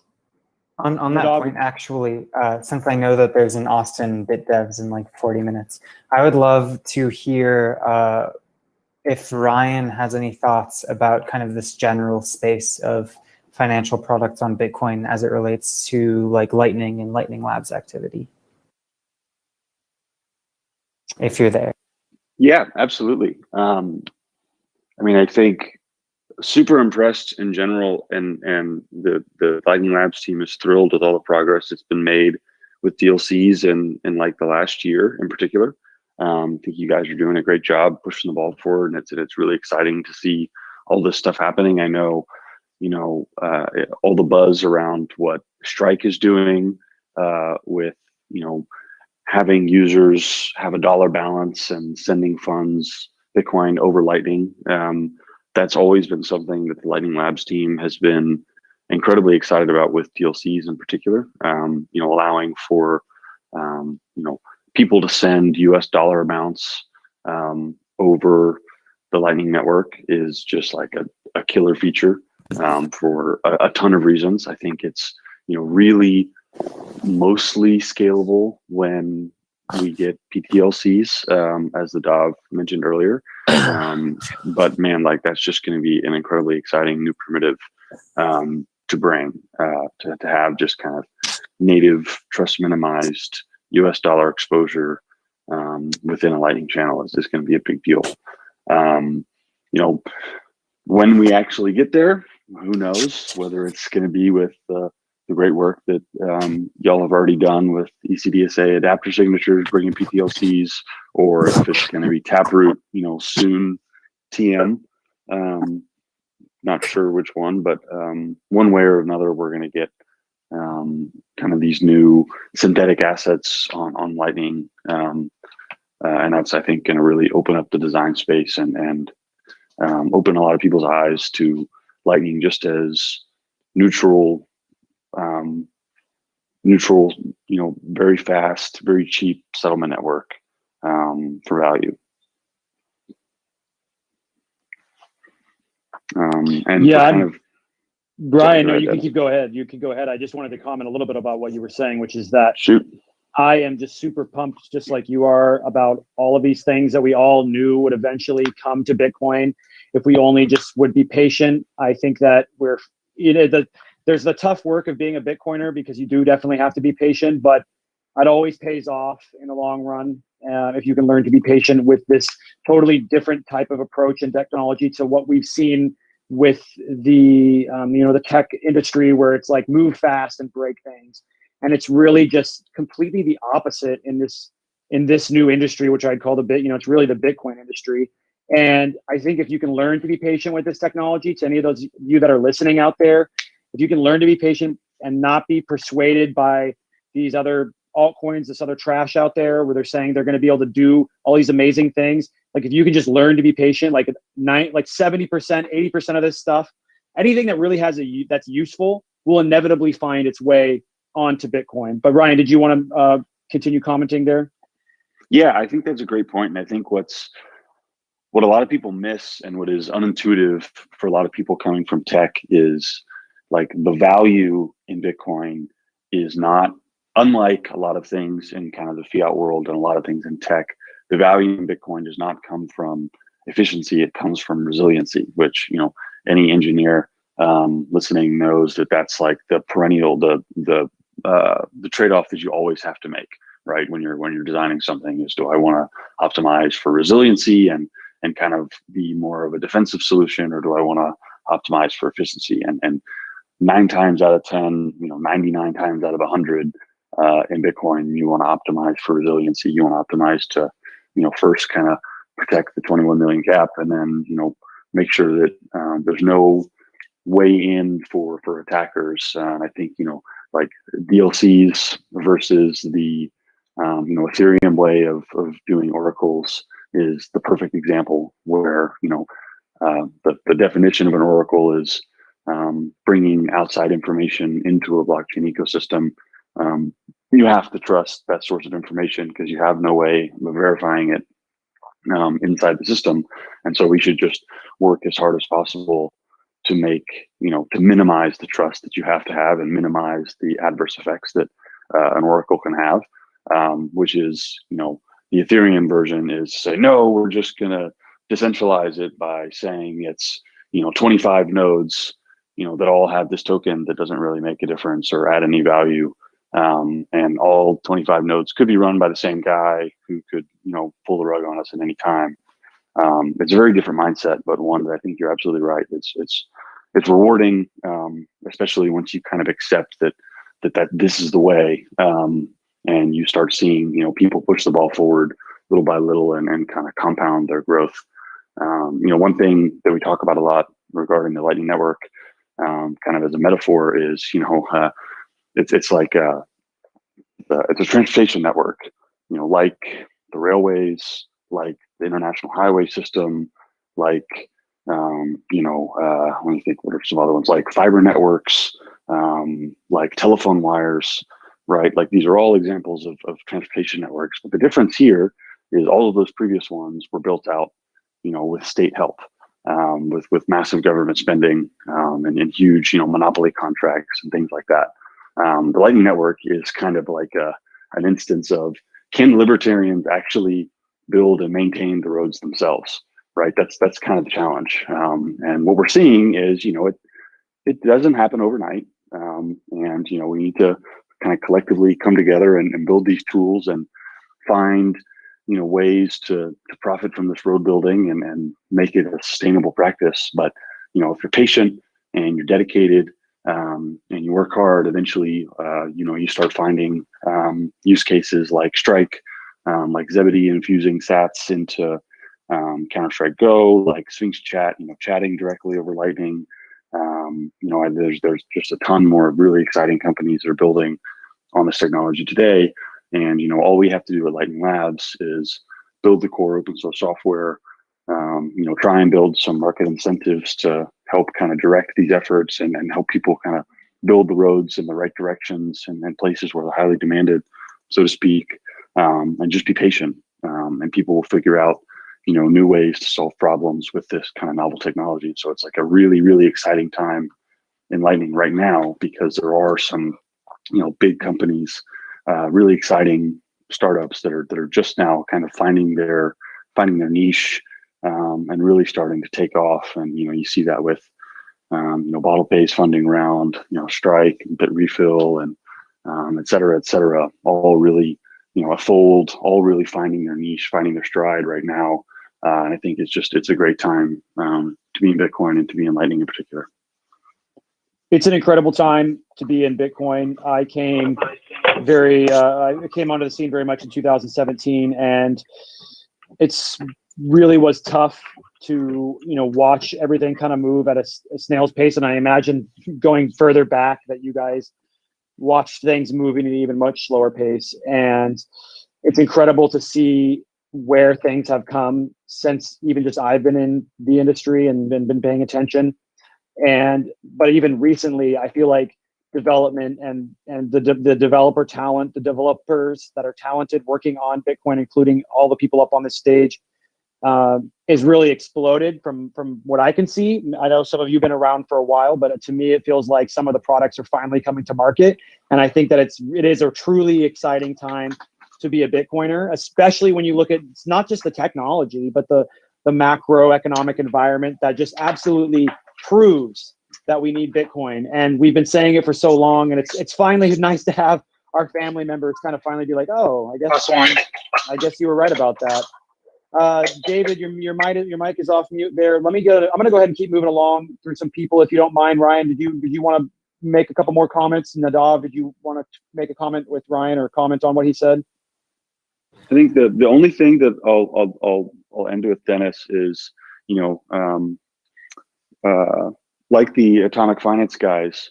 Actually, I got into crypto in 2017, and actually I was even worse than developing a consensus. I was an analyst at a crypto hedge fund at Multicoin Capital. So my first exposure was trading shitcoins. So that's even worse than building on Ethereum. But through my kind of 2 years there, as I really started digging in, and I've read every white paper for every project that you could care to mention, done analysis, written reports, gone through the rigmarole of every single shitcoin that you can possibly think of. And it just became undeniable to me as I went through it that none of this stuff is built to last, right? All of this stuff is built to make a quick buck. And Bitcoin is the asset that matters. Building on top of Bitcoin means you have this just massive tidal wave of network effects at your back that it wasn't 100% clear to the world before kind of exactly a year ago how much this was needed, but it was 100% clear to me, and I think to a lot of Bitcoiners, that this was the way it's going to play out. And building on a foundation other than Bitcoin is it's like building on quicksand, right? The ground is changing underneath you all the time. You never know which direction it's going to take, but building on Bitcoin, it's solid, it's firm. And you got the whole world now, massive corporations and soon to be pension funds and state level actors buying Bitcoin and putting it on the balance sheet because it's just undeniable the value that 21 million brings. And so building on anything other than this is just a waste of time, in my opinion. I couldn't agree with you more. I've always felt that way about these other projects. The analogy of building it on quicksand is, that's just it right there, right? And if you don't build it on a sound monetary policy and you trying to do all these fancy complicated things on blockchain that shouldn't be done because blockchain is not efficient for these types of products, you're going to fail. And then you're going to watch as Bitcoin slowly just eats away all of your efforts. So if you're a developer and you are considering switching over to working on Bitcoin, I couldn't encourage you more. I think it does require a significant amount of patience, but in the long run, you are going to be much happier working with some of the people up here on stage and other Bitcoin developers and working on a project that has staying power. And it's going to be around, in my opinion, for beyond all of our lifetimes. The last Bitcoin is mined beyond all of our lifetimes. This project is a multi-century long project, in my opinion, and we are only just getting started. Ryan, absolutely amazing to have you up on stage. I'm glad that I finally got a chance to listen to you speak. I didn't know you were such a good speaker. So Nadav, thank you for finally getting this together and getting us all in the same room. I'm going to keep moving through some people to let them ask some questions. We had Brad next. Kortik was also up there as well. Kortik, you were first in line though. Would you like to go ahead with the question, or should we move on to Brad? I had a Lightning, question really quick, Dennis. Yeah. Yeah, go ahead. Go ahead, Lightning. You're first in line. I was it was geared more towards Ben and Nadav. So I was wondering, it seemed to me that the future of oracles is really going to be multi-oracle, right? Doing like 4 of 7s or something like that, because it seems like you reduce your risk in terms of, you know, a bad actor, or maybe the oracle is no longer online or anything like that. But then for somebody trying to find oracles, it seemed to me that maybe this could be something, you know, difficult to do, kind of like with the Lightning Network, where sometimes it's difficult to find inbound liquidity. So it was actually timely we were talking to Ryan and Lightning Labs. I was wondering if you guys had anything planned that's similar to like Pool, where you could have a marketplace for finding oracles and maybe well-trusted oracles and comparing rates and things like that. Because other than that, it might be difficult to find, you know, somebody to find 7 oracles, you know, for their contract. Oh man, I wish Chris had an iPhone right now. But yeah, so we're building something out right now that's it's in pretty early stages right now. It's called the Oracle Explorer, kind of borrowing from Block Explorer terminology, but where it's a place where oracles can post their announcements and their signatures, and you can like look at the history of everything that a specific oracle has attested to, and it'll contain links out to, you know, their site. You can see some activity that's been going on over there recently. And I think that the current product over at oracle.surebits.com is very much in its infancy, and it's going to mature a lot and hopefully provide some of what you were talking about, Lightning. But yeah, I think there's also going to be some other aspects to how this kind of works. I think there will be kind of a more peer-to-peer slant in the long term for how oracles are interacted with. So for example, I think that their signatures are likely going to be gossiped on some kind of peer-to-peer network, as are their announcements, at least for those who want kind of the most, say, private setting. But yeah, the nice thing with kind of this model of oracles is that kind of each oracle is independent, and users can go out and find them however they like. So I think we'll see a couple different ways to kind of establish, you know, which oracles are trustworthy for you, and then also different ways of distributing not only what are oracles attesting to and what are their attestations, but also like gossiping around fraud proofs so that people blacklist oracles or these kinds of things, which are also important. Awesome, thanks for that. And kind of a follow-up question. It seems like to me, you know, based on some of the things you said, just having more oracles in the space might end up being better than having just like a strong centralized, you know, bunch of oracles that are just highly trusted. Not to say those, you know, won't be valuable as well in part of like a multi-oracle, you know, agreement.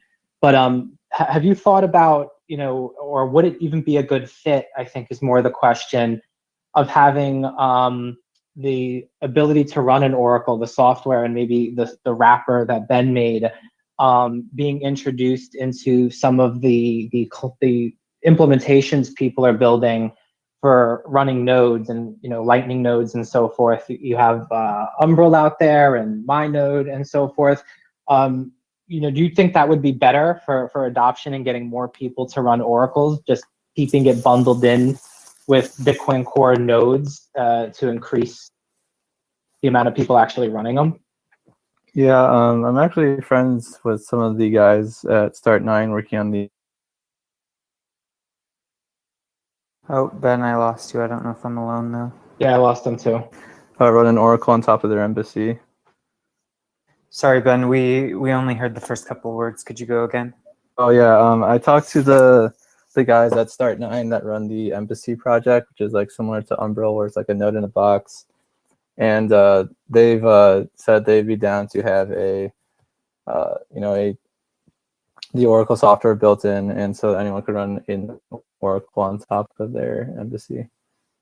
Yeah, and Lightning, to your point about whether or not it's advantageous, I think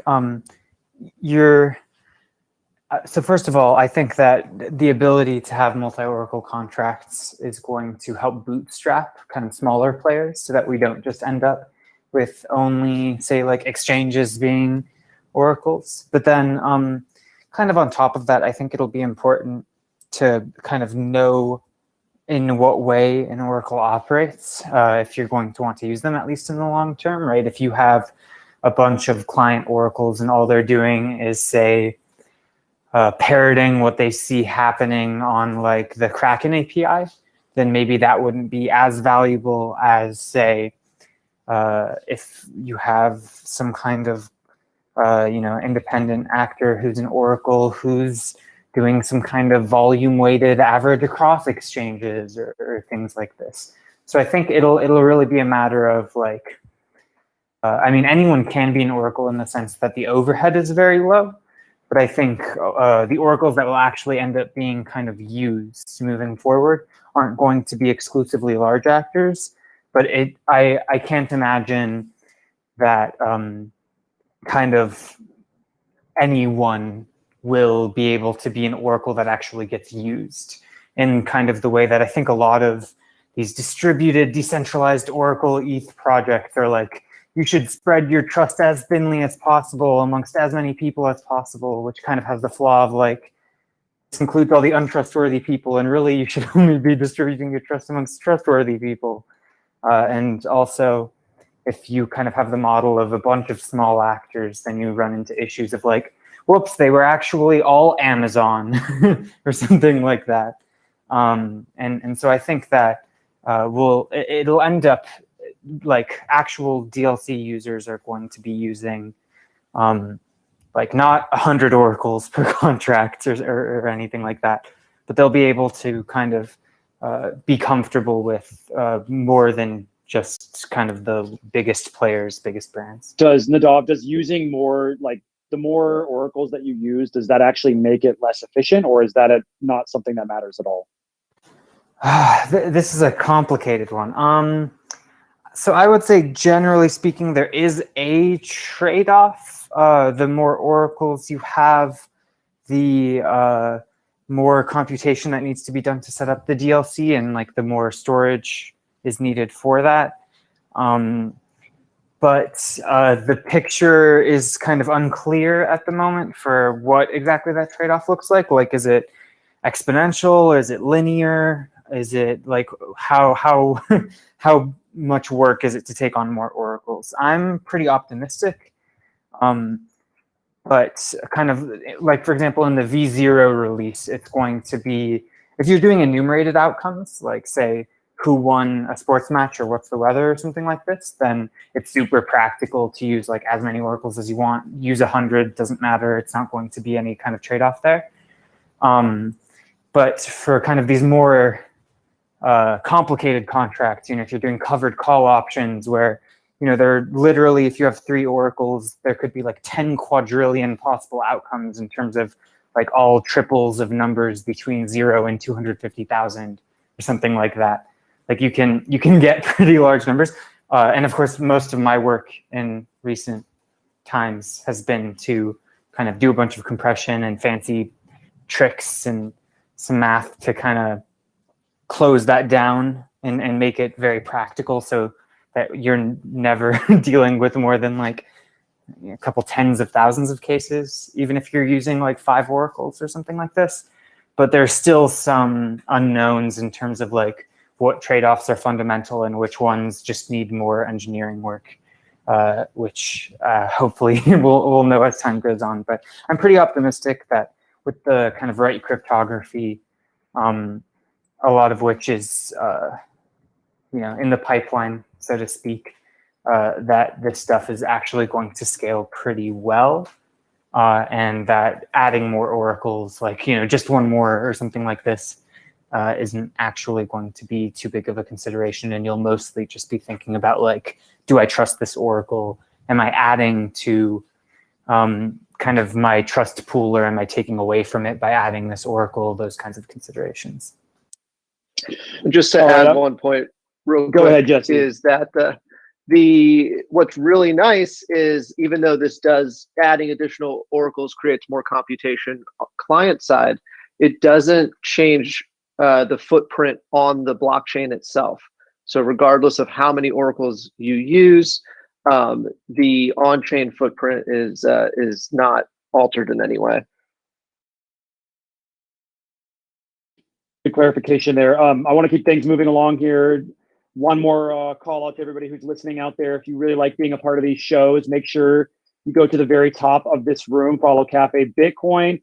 We're super lucky to be having Swan Bitcoin airing this episode on their YouTube channel. So if you guys are watching, thank you for listening in on the YouTube channel.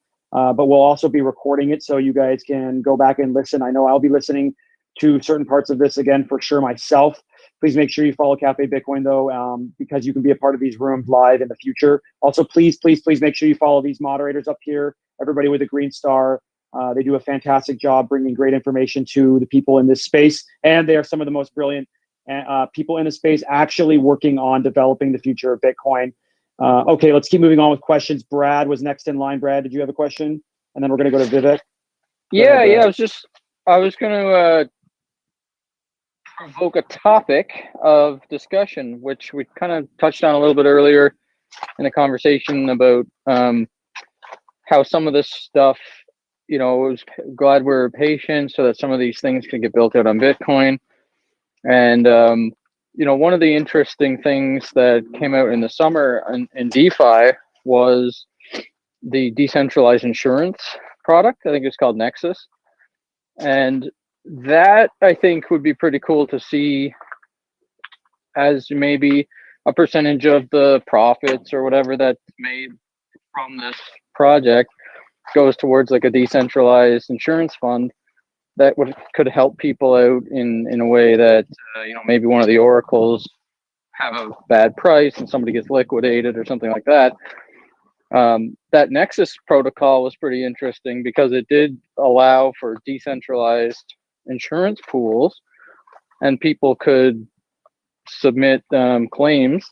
So if somebody was farming on some covered farm, right? Like, and the farm got rug pulled, then they lost all their money, and they had a claim through Nexus. They could go and say, "Oh well, this guy rug pulled me. I want my $1 million back." And people who are, I guess, adjudicating the claim like through tokens, they can go and make the decision, and then it's a decentralized, quote unquote decentralized decision of whether or not this person gets reimbursed. Obviously that's kind of a not, you don't really need the token for that. It's just a way for them to raise money for this technology that they built. But what's a way that we could build that on a Bitcoin system where maybe we have RGB tokens going or whatever, and there's fiat stable coins like Tethers or whatever on Lightning Network, and you can hedge using covered call options, and maybe one of the oracles provides a bad feed and then you get liquidated. How do we do it in a way that you can get people to be honest when adjudicating claims without using a shitcoin for reputation? And because usually, like, you have to stake, right? You have to stake the shitcoin, and then if you are wrong or you lie, you lose your shitcoin. And that's how they kind of police that with the things on ETH and in crypto. But what did we do in Bitcoin? Like, how do we do it without a shitcoin? Do we just make people stake Bitcoin, and then, if they're honest or if they're so you can have people stake Bitcoin. Essentially, there's a couple of different avenues here, but my favorite is using something like a proposal called Smart Contracts Unchained, which many people here have heard me rant about many times. But essentially, if the oracles are willing to trust some entities that essentially have the ability to punish them, they can publicly stake funds in such a way that if a user presents a fraud proof, an Oracle fraud proof, for example, to this third party that the Oracle is willing to trust, then they can, for example, burn the Oracle's Bitcoin or something like this, which it will also serve as like a good public signal to everyone who's using the Oracle not to use that Oracle anymore. Who will Oracle the Oracles? Exactly. It's who will escrow the Oracles. But yeah. And on top of that, I like to think of it personally as kind of like, generally speaking, an Oracle would prefer to trust an escrow which it has legal recourse against in like the real world through some municipality or something like this. So I think that this kind of scheme is a way to peg like, some kind of recourse. You could like sign like a legal contract if you wanted. Then Oracle could sign a legal contract with an escrow where if the escrow like wrongly burns all of its funds, then they can take them to court in some place or something like this. But the nice thing about this kind of scheme is that the actual Oracle users don't need to depend on any of this stuff. It purely makes the Oracles kind of more trustworthy that they're staking funds. That can be burnt if they ever lie or anything like that. Yeah, and to add to that, Brad, just in general, I would vastly prefer a solution where I have legal recourse, as Nadav said, against an institution that's in the same jurisdiction as I am, than trusting some anonymous group of people to vote on whether or not I get my insurance payout. Right, like for instance, a good comparison is Unchained Capital versus MakerDAO. Right, like I live in Texas. Unchained Capital is based in Texas. I put my Bitcoin into a multi-sig, and they give me a US dollar loan. Like that's basically the same thing as putting ETH into a CDP and MakerDAO, except if Unchained Capital goes under, I have legal rights. I signed a contract. I can go after them in a court of law. When MakerDAO broke on March 12th last year, and a bunch of people got their CDPs liquidated when they shouldn't have been. They had to rely on the benevolence of the maker holders to dilute themselves in a vote, and that's just it's not a scalable way to do it. I would just much rather trust an actual with my money, right? I would much rather trust a jurisdiction, an entity in my jurisdiction, than just random anons on the internet. Ideally, you just don't have to trust anybody at all. But in some of these things, like any sort of contract involving multiple peers, any sort of lending, things like that, there just is inherently trust involved. And I think the way to do it is just to minimize the amount of trust that's required as much as possible. Not kind of this decentralization theater. And to that point, I also think that there's a lot of kind of optimization that can be done to make the trust and security model better for kind of the smart contracts on chains-esque escrow schemes, where you can essentially have the escrows be as blind as possible. They don't necessarily need to know that they're being used by an Oracle or something like this. Or actually, maybe this is a bad example of what I'm trying to say. But generally speaking, I guess what I want to say is that DLC oracles and these kinds of semi-trusted escrow entities, which can actually directly move people's funds on chain, under certain circumstances, I think that this is actually a really great pairing. Because, for example, if you're using some kind of escrow entity for some kind of complicated contracts logic that can't be accomplished through DLCs, maybe in part because, there are various reasons why you wouldn't be able to use a DLC for those kinds of things. But the nice thing is you can still use DLC oracles, so that at the end of the day, you're not presenting contracts to these third parties that have your actual contract. You're providing them with a piece of code that is a bunch of logic to do with digital signatures instead of real world information. And you can add a bunch of fuzzing and essentially make these escrows not understand necessarily the contracts that they're enforcing, so that you have kind of similar to the Oracle model for DLCs, where you have oblivious oracles, you can have like semi-oblivious escrows as well. And again, to tie it back into Brad's question, you can have these kinds of entities enforcing claims against oracles, and that's all Bitcoin staked. Hey, can I ask a question? Go ahead, D++. I'm gonna have to listen to that one over again too. That my brain is literally fucking melting right now. But D++, go ahead with your question, and then I'm gonna move on to Vivek.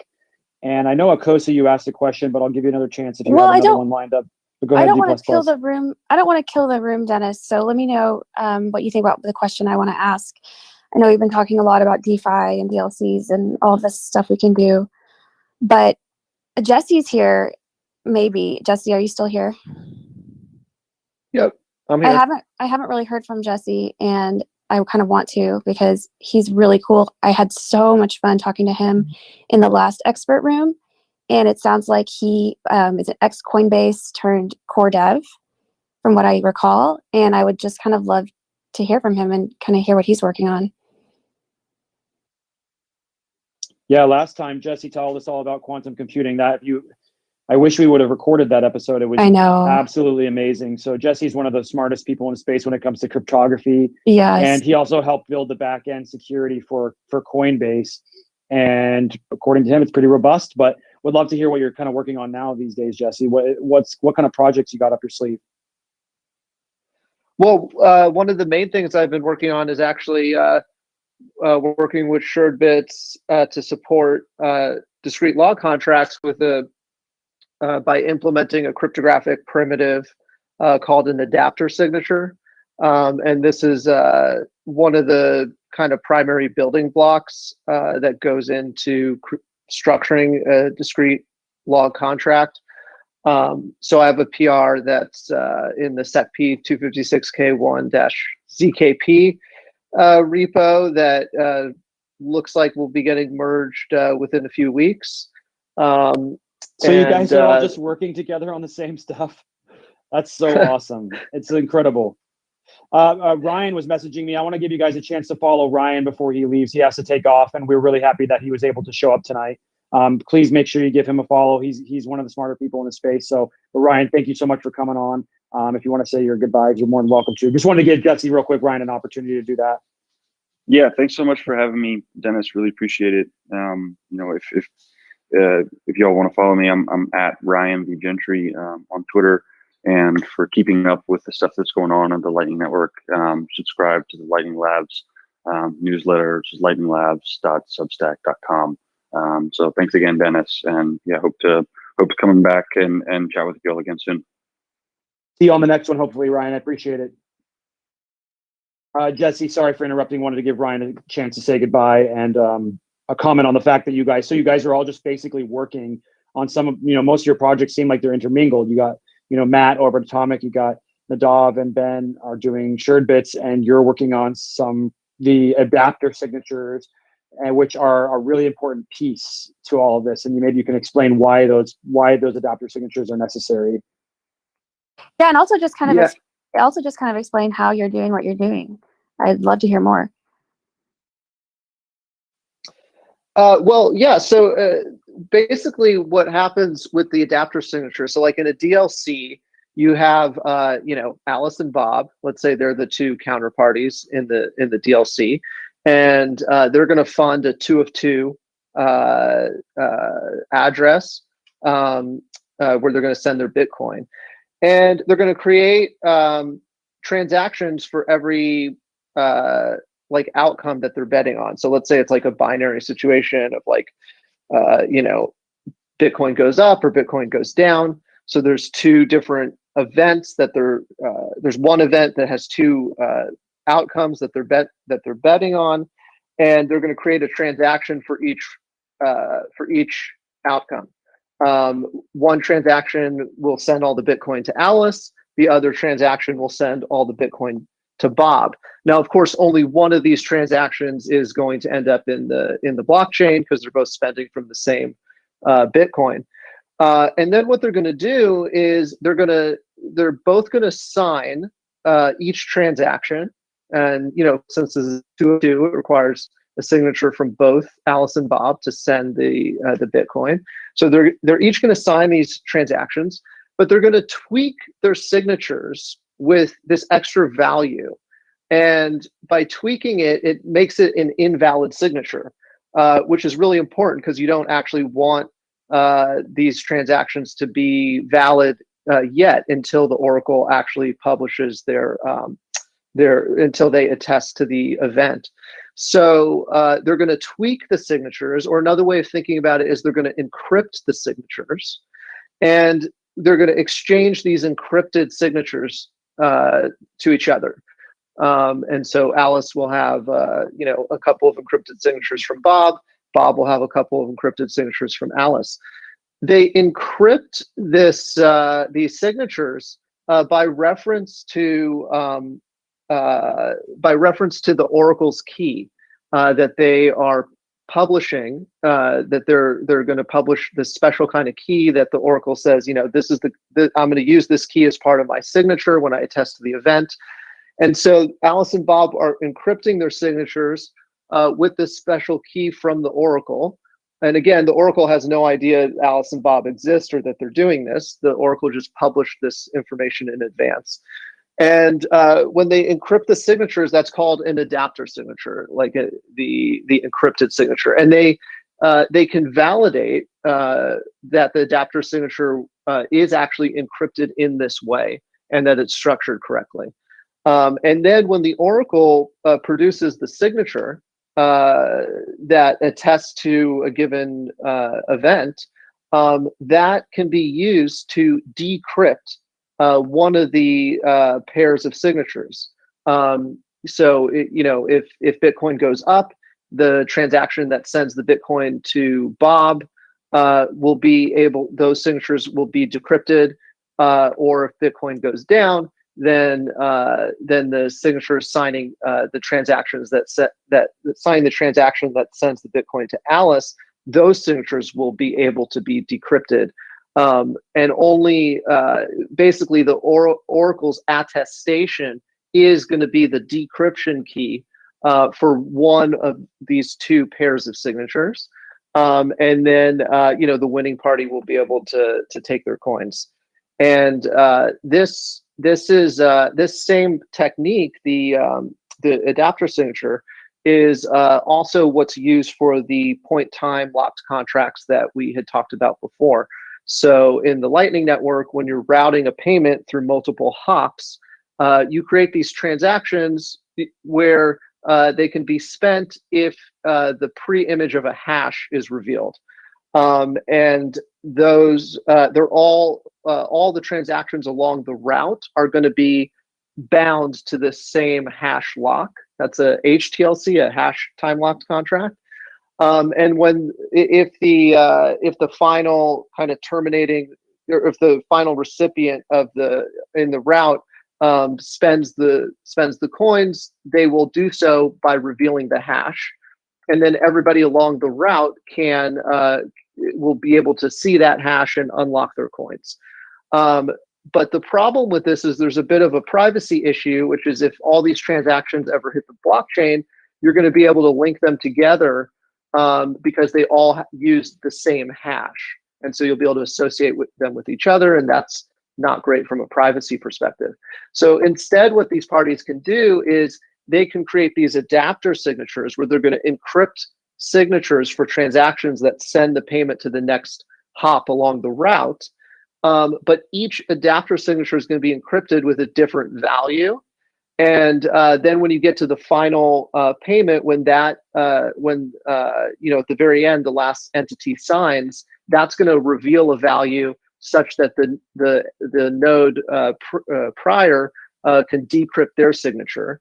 And then the node prior to that can decrypt their signature, and so on. And the final decryption actually reveals like a proof of payment that this transaction went through. So those are two examples of how adapter signatures can be used.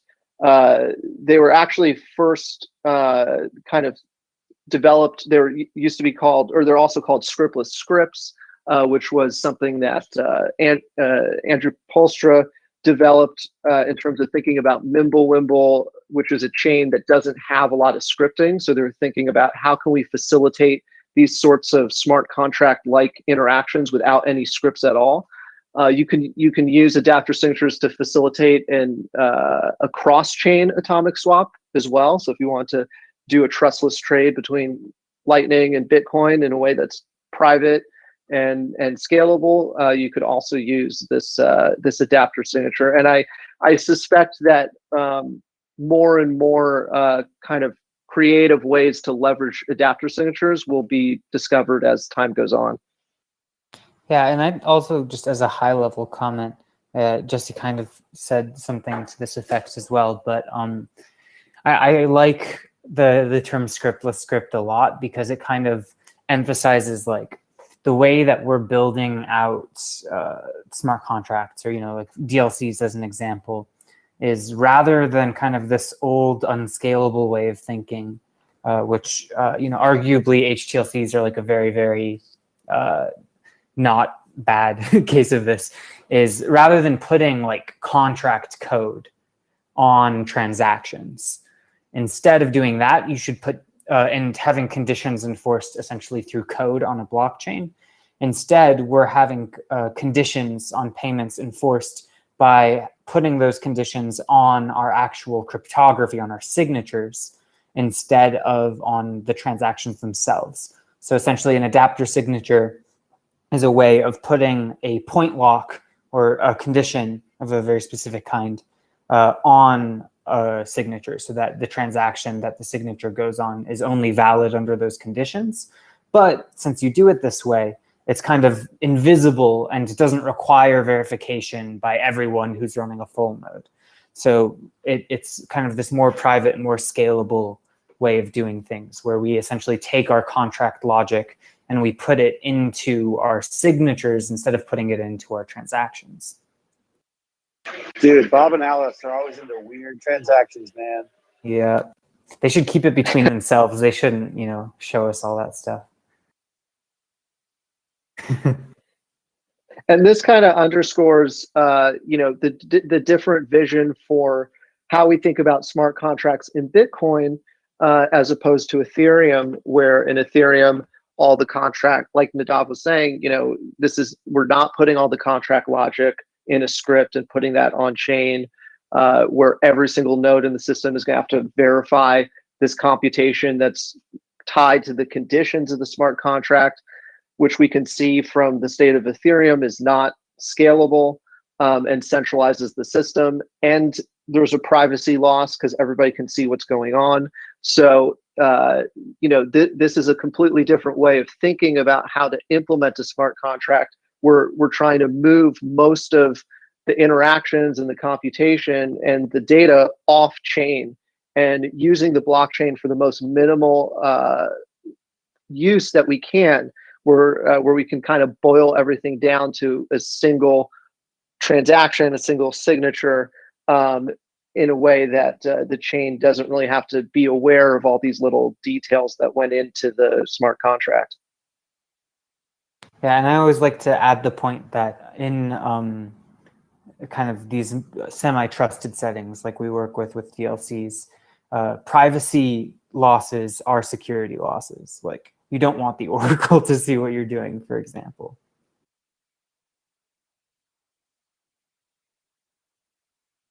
Well, it's pretty amazing to hear how everything that's being worked on today really ties in together with everything that's going on. I also can't wait for Taproot to come out. There's a lot of amazing things on the horizon with Bitcoin. I think Brian was right earlier. It's an exciting time to be a Bitcoiner, and it's wonderful to see all the things that you three are working on, Nadav, Matt, and Jesse, and Ben, and everybody else that was in here earlier. It's pretty incredible stuff. We're getting pretty close to finishing up the room for the night. I just want to double check and make sure, get through a few more questions. If you're listening in, you really like these kind of rooms, you really like to learn the nitty gritty of Bitcoin, make sure you follow me, but also make sure you follow Cafe Bitcoin. I do this room weekly. Nadav is pivotal in getting a lot of these guests up here, and we have an amazing time. We've been learning about a lot today, DeFi on Bitcoin and what goes into making that happen.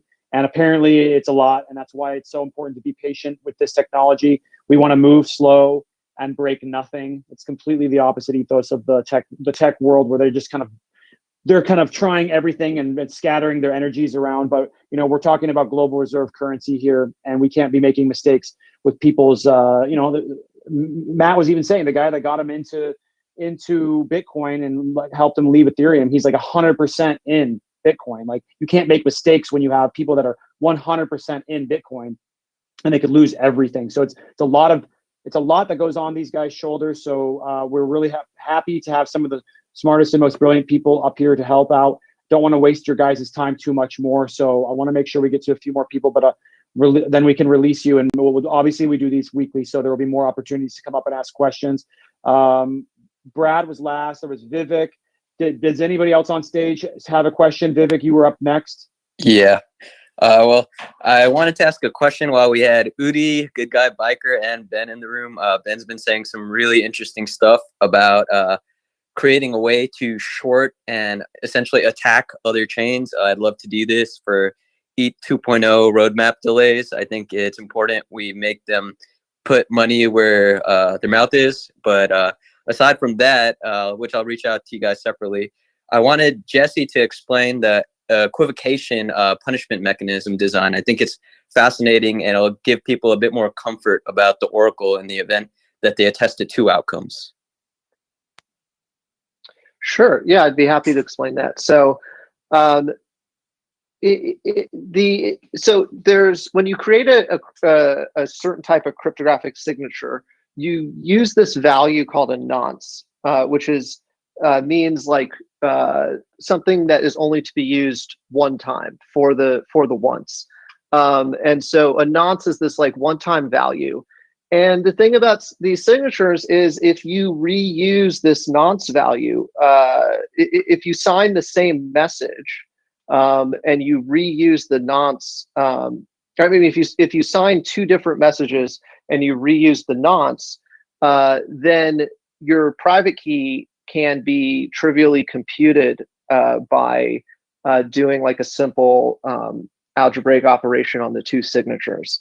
And this has actually happened in some interesting cases. For example, the PlayStation 3, they would sign their software updates with a key, so that you couldn't just run your own software on the PlayStation. And they reused a nonce. The key was computed, and now you can load Linux or whatever you want onto a PS3. DLCs kind of take advantage of this by so when I was talking about the adapter signature, I mentioned that you're encrypting the signature with this data that is tied to the Oracle. Well, part of that data is that the Oracle is going to publish the nonce, their nonce public key in advance, and this is going to be required to set up the adapter signature, and so that at that point they're bound to this nonce public key. If they don't use that in their signature, it's not going to affect the DLC or the adapter signature in any way, because it's tied to a specific nonce. If they attest to an event, let's say the event that Bitcoin went up, and then let's say privately they also attested to the opposite event, Bitcoin went down.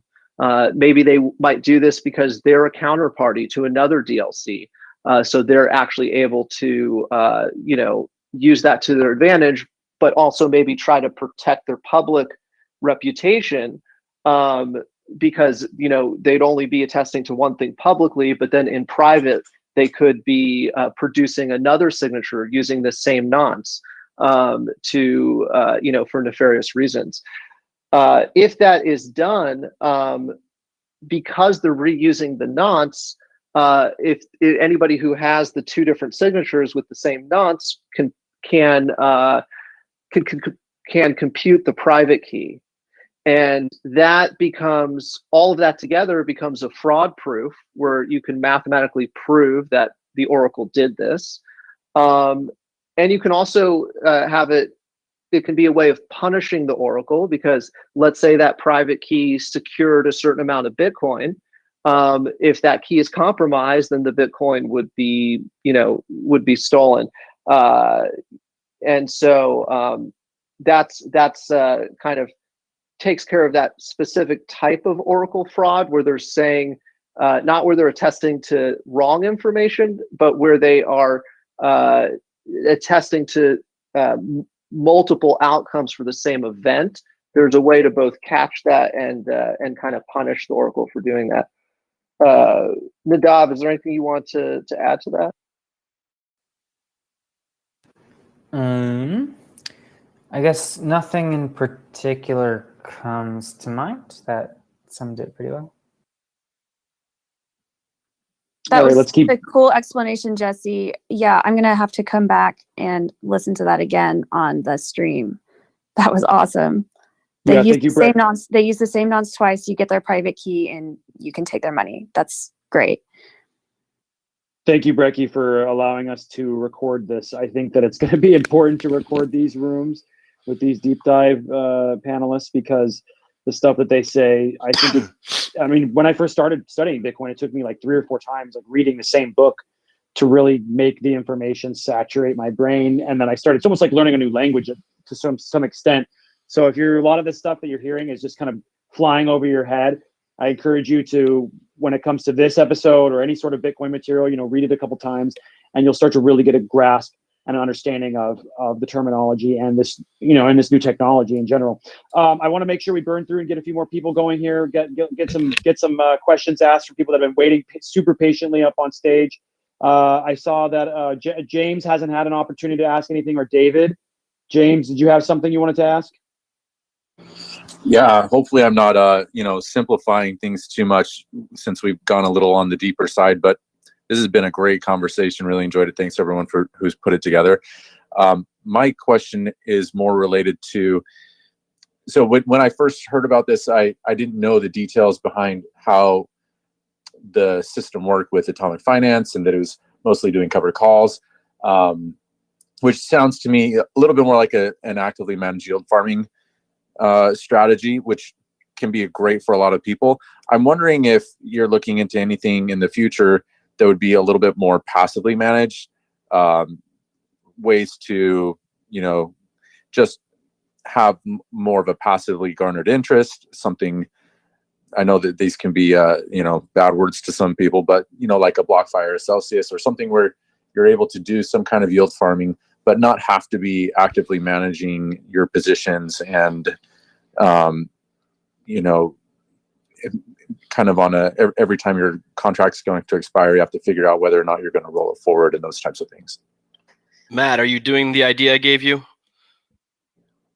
So first off, like great question, James. So at the moment, like we're just starting with with cover calls. Just initially, we're looking into other strategies that we can implement for people. One that's interesting is one that's called cash and carry, which essentially a lot of traders do, where they usually it happens when there's basically a lot of premium for actually basically like the shorting market.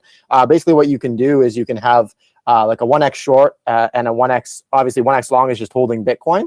So doing a cash and carry trade allows for you to make yield and say in USD, for example, in a pretty passive manner. You would just enter into the position and make the yield for the maturity of the contract. So we're looking into things like that.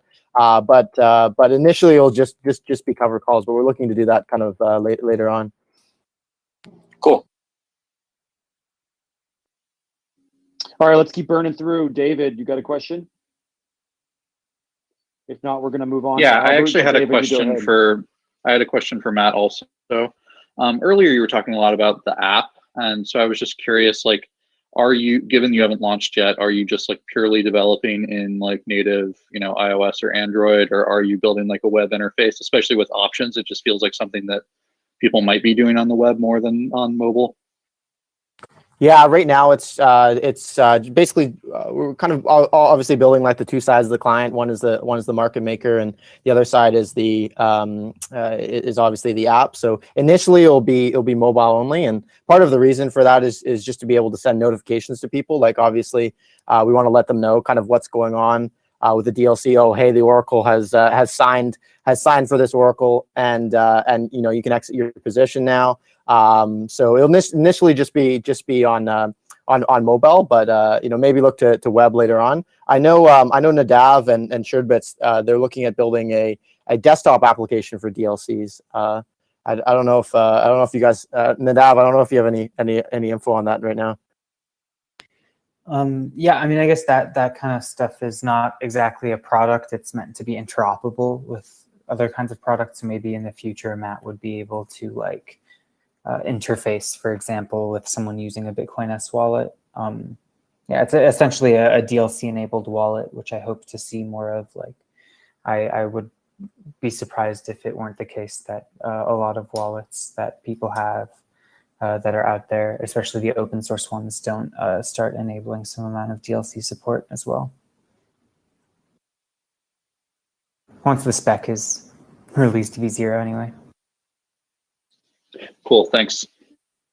All right, we've got Albert and Nezgi up on stage still, and we can come back to some others, and then we will get to one or two people. But Albert, what's your question? Hey, thanks, Dennis, for hosting this. I've learned so much from all these guys. So my initial question was, is there anything coming from, do we need anything from Taproot, anything related to that, that would enhance anything that you guys are working on? Or is there anything that we're going to get out of that would be helpful? And also just any resources. I've read stuff on Shortbits. I don't know if there are other blogs, other things I could read just to get, to learn more about how this stuff works. Yeah, to the first question, I'd say, luckily enough, we don't need anything from Taproot, but Taproot does make everything better for all of us, I believe. Yeah, so it'll certainly improve things. It'll make DLC footprints essentially nothing. It'll save on fees. It'll be great. As for resources, aside from sharedbits.com/blog, I know Atomic Finance also has a blog that maybe Matt can share the link to. And then also there's the DLC specs repo on GitHub, which has a resources document that has some places that you can read about DLCs linked on there. Great. Just to add a little more color to the Taproot thing. So what's going on there is that one of the things that Taproot is going to bring us is Schnorr signatures.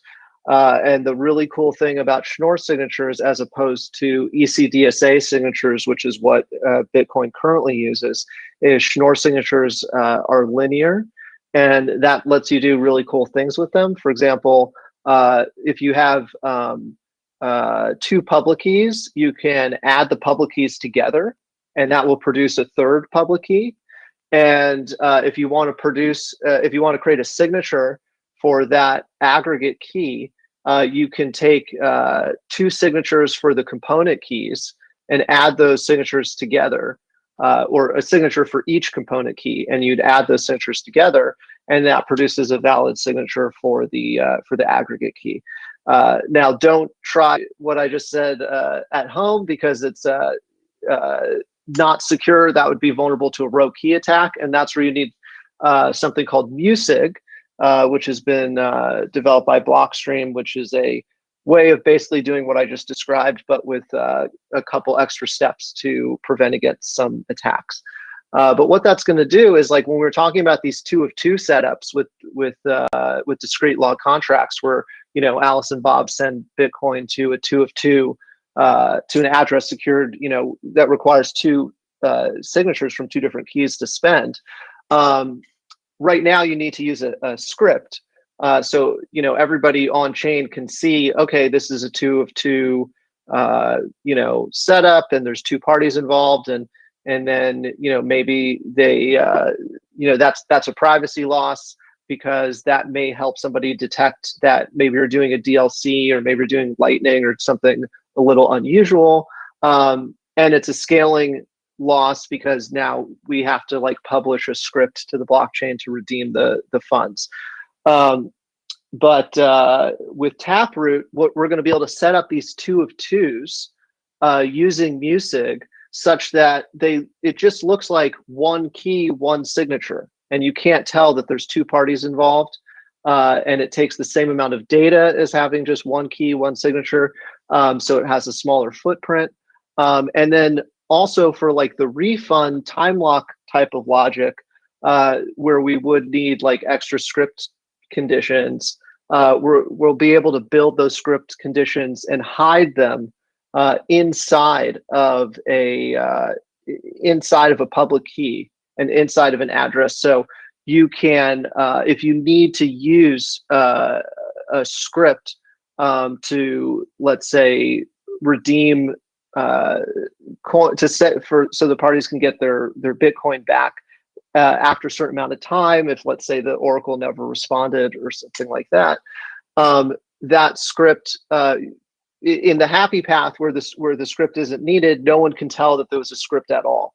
It's totally embedded inside these public keys, and it's impossible to detect that there was a script. In the unlikely case that the script needs to be used, only at that point is it revealed. And again, this isn't a script that is needed to do the 2 of 2 part, just to take care of like refunds and that type of thing. All right, we're going to keep going here for just a little bit longer. Thanks, Jesse, for jumping in on that. I want to give a few more people the opportunity to ask questions. There's a couple people, if you're listening, I've seen you've had your hand raised for a while. I've tried to bring you up on stage. That's Samantha and Jetty. If you want to try to lower your hand and re-raise it, I'll try to bring you up. I've tried to ping you up for a while, so there might be some sort of glitch there. So if you try to lower your hand, re-raise it. Other than that, I'm probably going to bring up a couple more people to stage to ask questions, and then we're going to close it up for the night. Let's see, we've got Nezgi and then Imran. Nezgi, did you have a question, or are you still just hanging out? Yeah, just a quick question. Thanks so much, Dennis, for organizing the room. Just like a general question, like for a hodler, right? I never want to sell my Bitcoin. So Matt, kind of what are your thoughts on minimizing like the risk of my crypto, my Bitcoin being sold through Atomic Finance, kind of, and still benefiting? Oh, so is the question like how do you minimize your risk if you're entering into a covered call of your Bitcoin actually being sold at the strike price? Is that the question? Yeah, correct. Like imagine I never want to sell, so like how do I still benefit from Atomic Finance? If that means, yeah. Yeah, so I definitely recommend being very, very careful with cover calls, because obviously if it does reach that strike price, that is where you're selling your Bitcoin. One way you can kind of reduce your risk is by obviously choosing cover calls with a very, very high strike price, and if you do so, then the probability of basically like you being called is a lot less significant. So that's basically the only thing you can do with this. The other way as well, in the future we may add like say the ability to do like sell puts, for example. And so in that case, you'd only end up losing part of your Bitcoin if Bitcoin goes down. So if you're bullish, for example, then that protects you in that manner as well. But really the only way is to choose a cover call with a strike price that's very, very high, say like 120K, for example. But that still won't protect you if Bitcoin does end up going up that high. So yeah, great question. Okay, all right. Thanks, Matt. Appreciate it. Imran and Samantha, I think maybe our last two. Let's see if we can bring maybe 1 or 2 more people up here. I'm going to ping some people up. If you once I ping you up, this is going to be the last. All right, this is going to close. I'm going to close the hand waving option so we can close the room out once we're done with these guys here. Okay, let's see. Turning it off. Here we go. All right, Imran and then Samantha. Imran, did you have a question? I did. Thank you for having me up, Dennis. I guess my question is for Jesse. I caught the tail end of an answer to a question somebody else had asked, and it was related to smart contracts on Bitcoin. Jesse, have you heard of the Blockstacks project and what they're doing with using the Clarity programming language to create smart contracts on top of the Bitcoin blockchain? No, I have not. I can provide a little bit of color on like Blockstacks. Like specifically, Okay. I was in their group, and I know like Munib and chatted with them. I think like basically what they're aiming to do is it's a little like kind of what they're doing is a little bit different than kind of what exists with DLCs. They're kind of trying to create like a kind of a side chain, separate blockchain.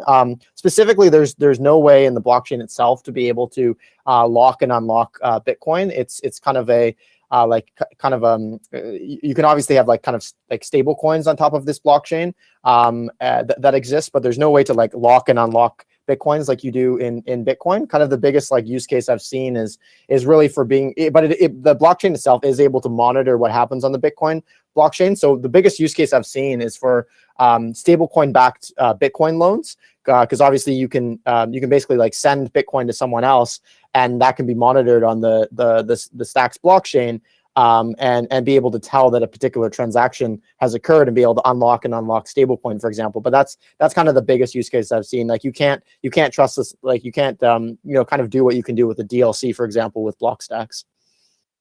And Matt, assuming that we have stable coins or stable Nada coins on Bitcoin, is there anything else they solve that we can't just do on Bitcoin? Yeah, not like assuming we can get stable coins. I mean, they might have like some type of smart contract language. I haven't looked into Clarity like too much, so I don't really know exactly like how it works. But I think it's fair to say the answer is probably no.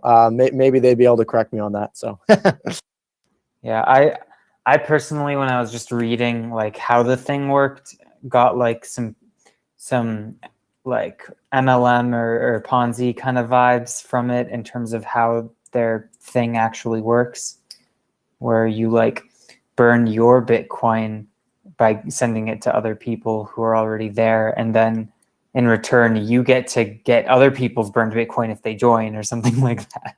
So I don't know. I would just use a side chain if I wanted a different programming language, which I rarely do personally. Yeah, and they also added, of course, like a new token as well, which obviously isn't a great Bitcoin culture fit. So yeah. Awesome. Thank you for your insight, Matt. Appreciate it. All right, we got our last two people. Thank you, Imran, for coming up on stage. Great question. We've got Samantha, and then we've got Damar, and that's going to be closing it out for the night. But go ahead, Samantha, with your question. Hey, thanks. My question is pretty high level and a little bit more broad than what we've been talking about, but I was just curious, like y'all's sentiment on stable coins and just what you think of them in general.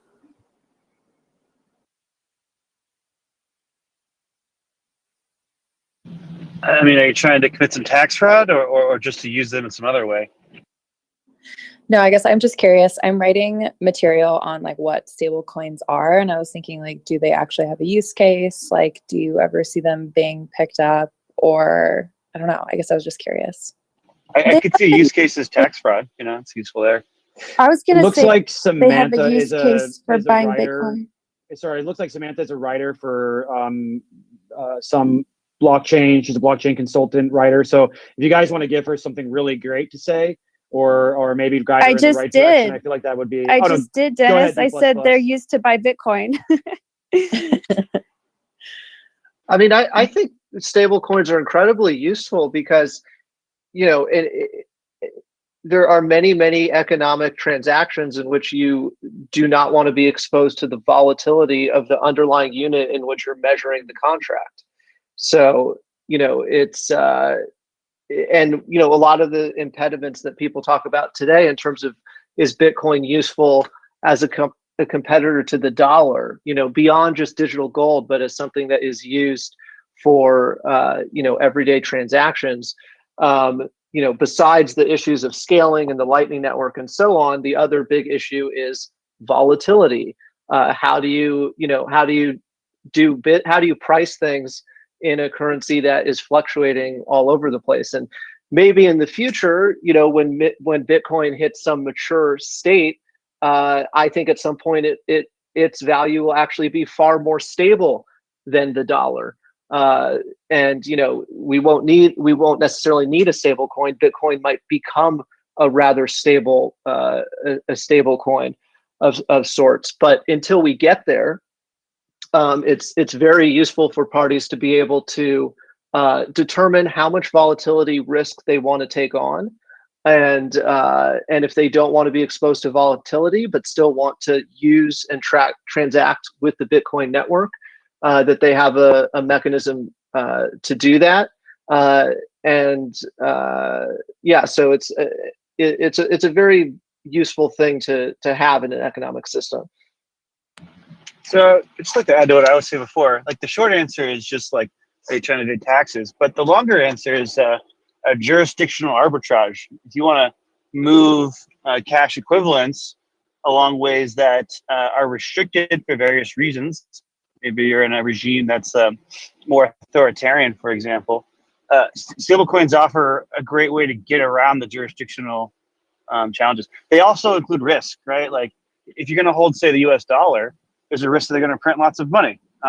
If you're going to do that plus do it in stable coin, now you have two risks. Either they print lots of money or whoever is backing the coin loses the funds or steals them. You're sort of amplifying your risk. So for me personally, I would only ever really use them for jurisdictional arbitrage. That's kind of the value I see out of them, and probably only temporarily. I think you made the final like best point there, Dustin, which is that they are useful, but they're not useful for holding. I mean, if you're trying to get in and out of an asset, you're trying to buy Bitcoin, you're trying to avoid jurisdictional problems, that it can be useful, but to hold on to it versus just holding on to the dollar would not be a smart idea, because the dollar already has its inherent problems, and you're just adding on more problems when you own a stable coin, being that, you know, if you have a stable coin and they're supposed to be backing it 1-to-1 with US dollars, well, there's a lot of times we've heard that where's the auditing process to make sure that those stable coins are actually being backed 1-to-1. And I think that there's a lot of, you know, thought around that, but at the same time, it is a risk, and that it's a risk that you take on when you hold these stable coins long term. We haven't had a problem, have we? Has a stable coin ever gone bust? It's a concern. I mean, there's like what Dustin said is exactly true. There's the risk of holding fiat. You know, it's not entirely stable itself. And then there's the risk of whatever the stable coin is and how it's implemented and how it's backed, whether it's through math or dollars, supposedly in some vault. There's a lot of levels of trust there. And then there's the custodial risk. So it's just a ton of risks. The only use case that I can really see is quickly using it to buy Bitcoin. Well, yeah, the thing is, though, arbitrage. It's faster to move around stable coins than like doing wire transfers from one exchange to another. Yeah, right. Sorry, Jesse, what were you going to say? Oh, yeah. I mean, it's definitely useful for arbitrage. I agree with that. But also, the DLC, like one of the really cool things with DLCs is you can build a stable coin. SureBits has like a great article not about a coin. Yeah, it's not a coin, but you can basically you can hedge out volatility risk in a Bitcoin transaction. So you don't need a separate coin. You don't need a peg between the dollar and a crypto asset. And it doesn't even need to be tied to the dollar. Like if you think there's a more stable set of assets, like let's say a basket of commodities that have held their purchasing power stably over the last 1,000 years, or a basket of currencies, or a combination of currencies and commodities, like it's not a stable coin is not simply a dollar peg. I mean, that's what we've seen most of the time. But somebody could construct something that's theoretically would be like far more stable than even the dollar itself. Yeah, and I guess synthetic asset or a synthetic stable coin or a stable not a coin are all referencing the same thing. Matt, go ahead. It would be cool to build like a DLC where the Oracle follows, I don't know, like the non-inflationary value of the US dollar. I don't know how you'd calculate that, but it's interesting too, because with DLCs, you can have one party that's, say, having a stable Nada coin, and then the other party is doing, say, like 2x leverage. And so, obviously there's probably a market for both of those sides. Yeah, and Matt, to your comment, so in theory you can follow any index so long as there's an oracle attesting to the index. But indices aside, theoretically, I'd have to look more into this for how it would actually be constructed. But in theory, you could have oracles attesting to the prices of the individual things in the basket, and then you could combine those things. So just to be clear, like the stuff off-chain. that Jesse and Nadav are talking about, which is super interesting, are those things that exist or things that can exist? Yes and no. In the future. So DLCs enable contracts for difference, which I've executed on chain before. You can use these essentially to have illiquid stable Nada coins on Bitcoin, meaning you are, there's some maturity date at which point you withdraw Bitcoin with like the same USD value as you put it in at the beginning. So it maintains a stable value and denominated in something else, but it's still Bitcoin on both sides, which is why it would be kind of a synthetic asset. The downside to how that is currently implemented is that you can't spend the stable Nada coin while it's locked up there. And so I think the actual way moving forward to have synthetic assets is to be kind of partially collateralized, kind of using some kind of margin. And this kind of makes the most sense in a Lightning channel. You can do it on chain. You could do it on chain today somewhat manually if you knew what you were doing. But it is going to be infinitely nicer, kind of like Ryan was mentioning earlier before he left, when that stuff goes into Lightning channels. Then you can just kind of have like synthetic assets on Lightning.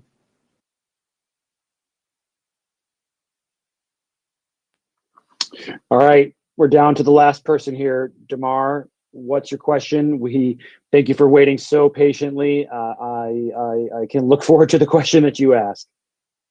Yeah, no problem, and thank you guys. Feel lucky that I just got in and I got on stage. I was actually in the data center and I saw this and I thought I was late, but I got you on time. So I'm gonna quickly ask my question. So basically, I've been doing the principles, stacking up Bitcoin, stacking up Satoshis. Now I'm at a point where it's like 90% of my portfolio. So now I'm kind of, spreading out in the fundamental area. So what I did, I went ahead and caught me a crypto domain, right? .crypto domain that's on the Ethereum network. Even though I really wanted it to be towards Bitcoin, I couldn't see any domains that were on the Bitcoin blockchain, only domains on the Ethereum blockchain.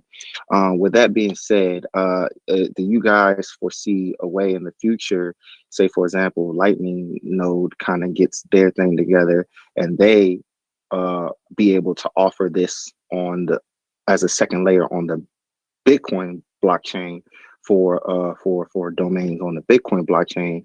And do you see a way that I can kind of not necessarily cut off my left hand with my right hand because I'm on the Ethereum one, and also with the .coms right now, a way to kind of integrate that to what's going on. That way, when things arise as far as .com, the traditional way, or the Lightning node being able to do this as well, I mean, the Lightning network being able to do this as well, it doesn't damage what I'm starting to invest as far as a .crypto domain on the Ethereum blockchain. Maybe Chainlink would be a solution to that. I don't know. I just want to hear what you guys think. So, unless someone else got a thing on, I'll just take this. Yeah. So, like for me, that's it's such an old conversation. I'm a little bit exhausted by it. Like it's like almost, I think it's older than 10 years now. And the conclusion I've really come to is that until the U.S. government DNS like really screws up somehow, it's going to be almost impossible to unseat them. Everyone uses regular .com, .net domains. If that falls apart for some reason, if you go crazy with censorship, then I think we could have that conversation. But I'm of the opinion today that all of that is mostly just noise, and I wouldn't buy any of that. Okay. With that being said, is there a way to integrate that? Like if someone goes to xyz.com, and I want that to still be able to receive crypto, can there like a way that I can integrate the .crypto on the back end? Like an article, maybe I could look up on that or something. Or is that even possible? There's one protocol called like RGB, and I don't know like the state of like their development. They're working on mostly they're focused on bringing like say like Tether to Lightning, but they've also talked about enabling say non-fungible like NFTs on top of there. And I'm not a huge fan of NFTs, but basically the issue I see with kind of NFTs with RGB. Basically, what they're trying to do is off-chain, essentially, a way of basically creating like essentially assets that are anchored to like particular UTXOs on Bitcoin. So this isn't represented in the actual chain itself, but is simply represented off-chain. And then essentially, you could create these kind of non-fungible tokens with this. It doesn't necessarily really make sense to, in my opinion, have these on layer 2, because the whole point of layer 2 and Lightning is to have basically liquidity. So you have like various channels, and you have a way of basically being able to send these, obviously fungible assets being Bitcoin through these various channels. And the more liquidity you have in these channels and the more routes, like the more people are able to, do off chain rather than making transactions on chain. And the problem with these type of NFTs or like RGB assets that could be created, doing them with RGB, for example, the issue with it is essentially that everything would need to be done on chains. Like if you wanted to transfer an RGB asset that's non-fungible, then each of those transfers require an on-chain transaction. So I think Dennis made a great point that like it's kind of been an old conversation, and also like the only ways that it could be done today would most likely bloat the Bitcoin blockchain itself. So yeah. Okay, thank you. I appreciate that. Yeah, this is new to me. I literally just got it today, just because I'd rather be safe than sorry, just try and get ahead of the curve. But if it's never no use, hey, it is what it is. But if it is a use in the future, at least I planted the seed now. So I appreciate that. DeMar, thanks for coming up.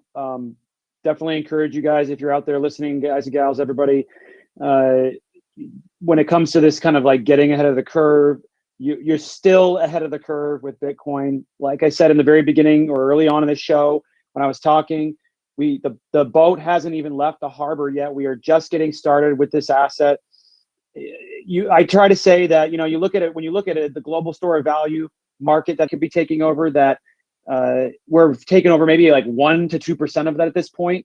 So it's really, really early on. I really encourage you to see it in that way and realize that you are doing incredible work to learn about Bitcoin this early on, and you're going to be seen as a genius for getting in on Bitcoin 10 years from now. So just please stay focused on Bitcoin, and I promise you it will all turn out for the best. Bitcoin, if you can be patient with it, if you can be patient with the development, if you can be patient with the way you invest into it, you really are going to reap the rewards. And I really, really just want to instill that message before we take off here. But hey, thank you everyone, to all the panelists, all the people up on stage who asked amazing questions. John, Jesse, Matt, Nadav, Jim, Brecky, thank you for being here and helping us record with Swan Bitcoin. Paul, James, Nezgi, Amron, Samantha, and DeMar, thank you waiting for patiently to ask your questions. I really appreciate you guys all being a part of the show today. Yeah, man. Thanks for having us. Thank you. Thank you. Thanks for moderating, Dennis. Of course, please, I just want to thank everyone who participated, like I said, but also please make sure that you follow all of these incredible panelists up here.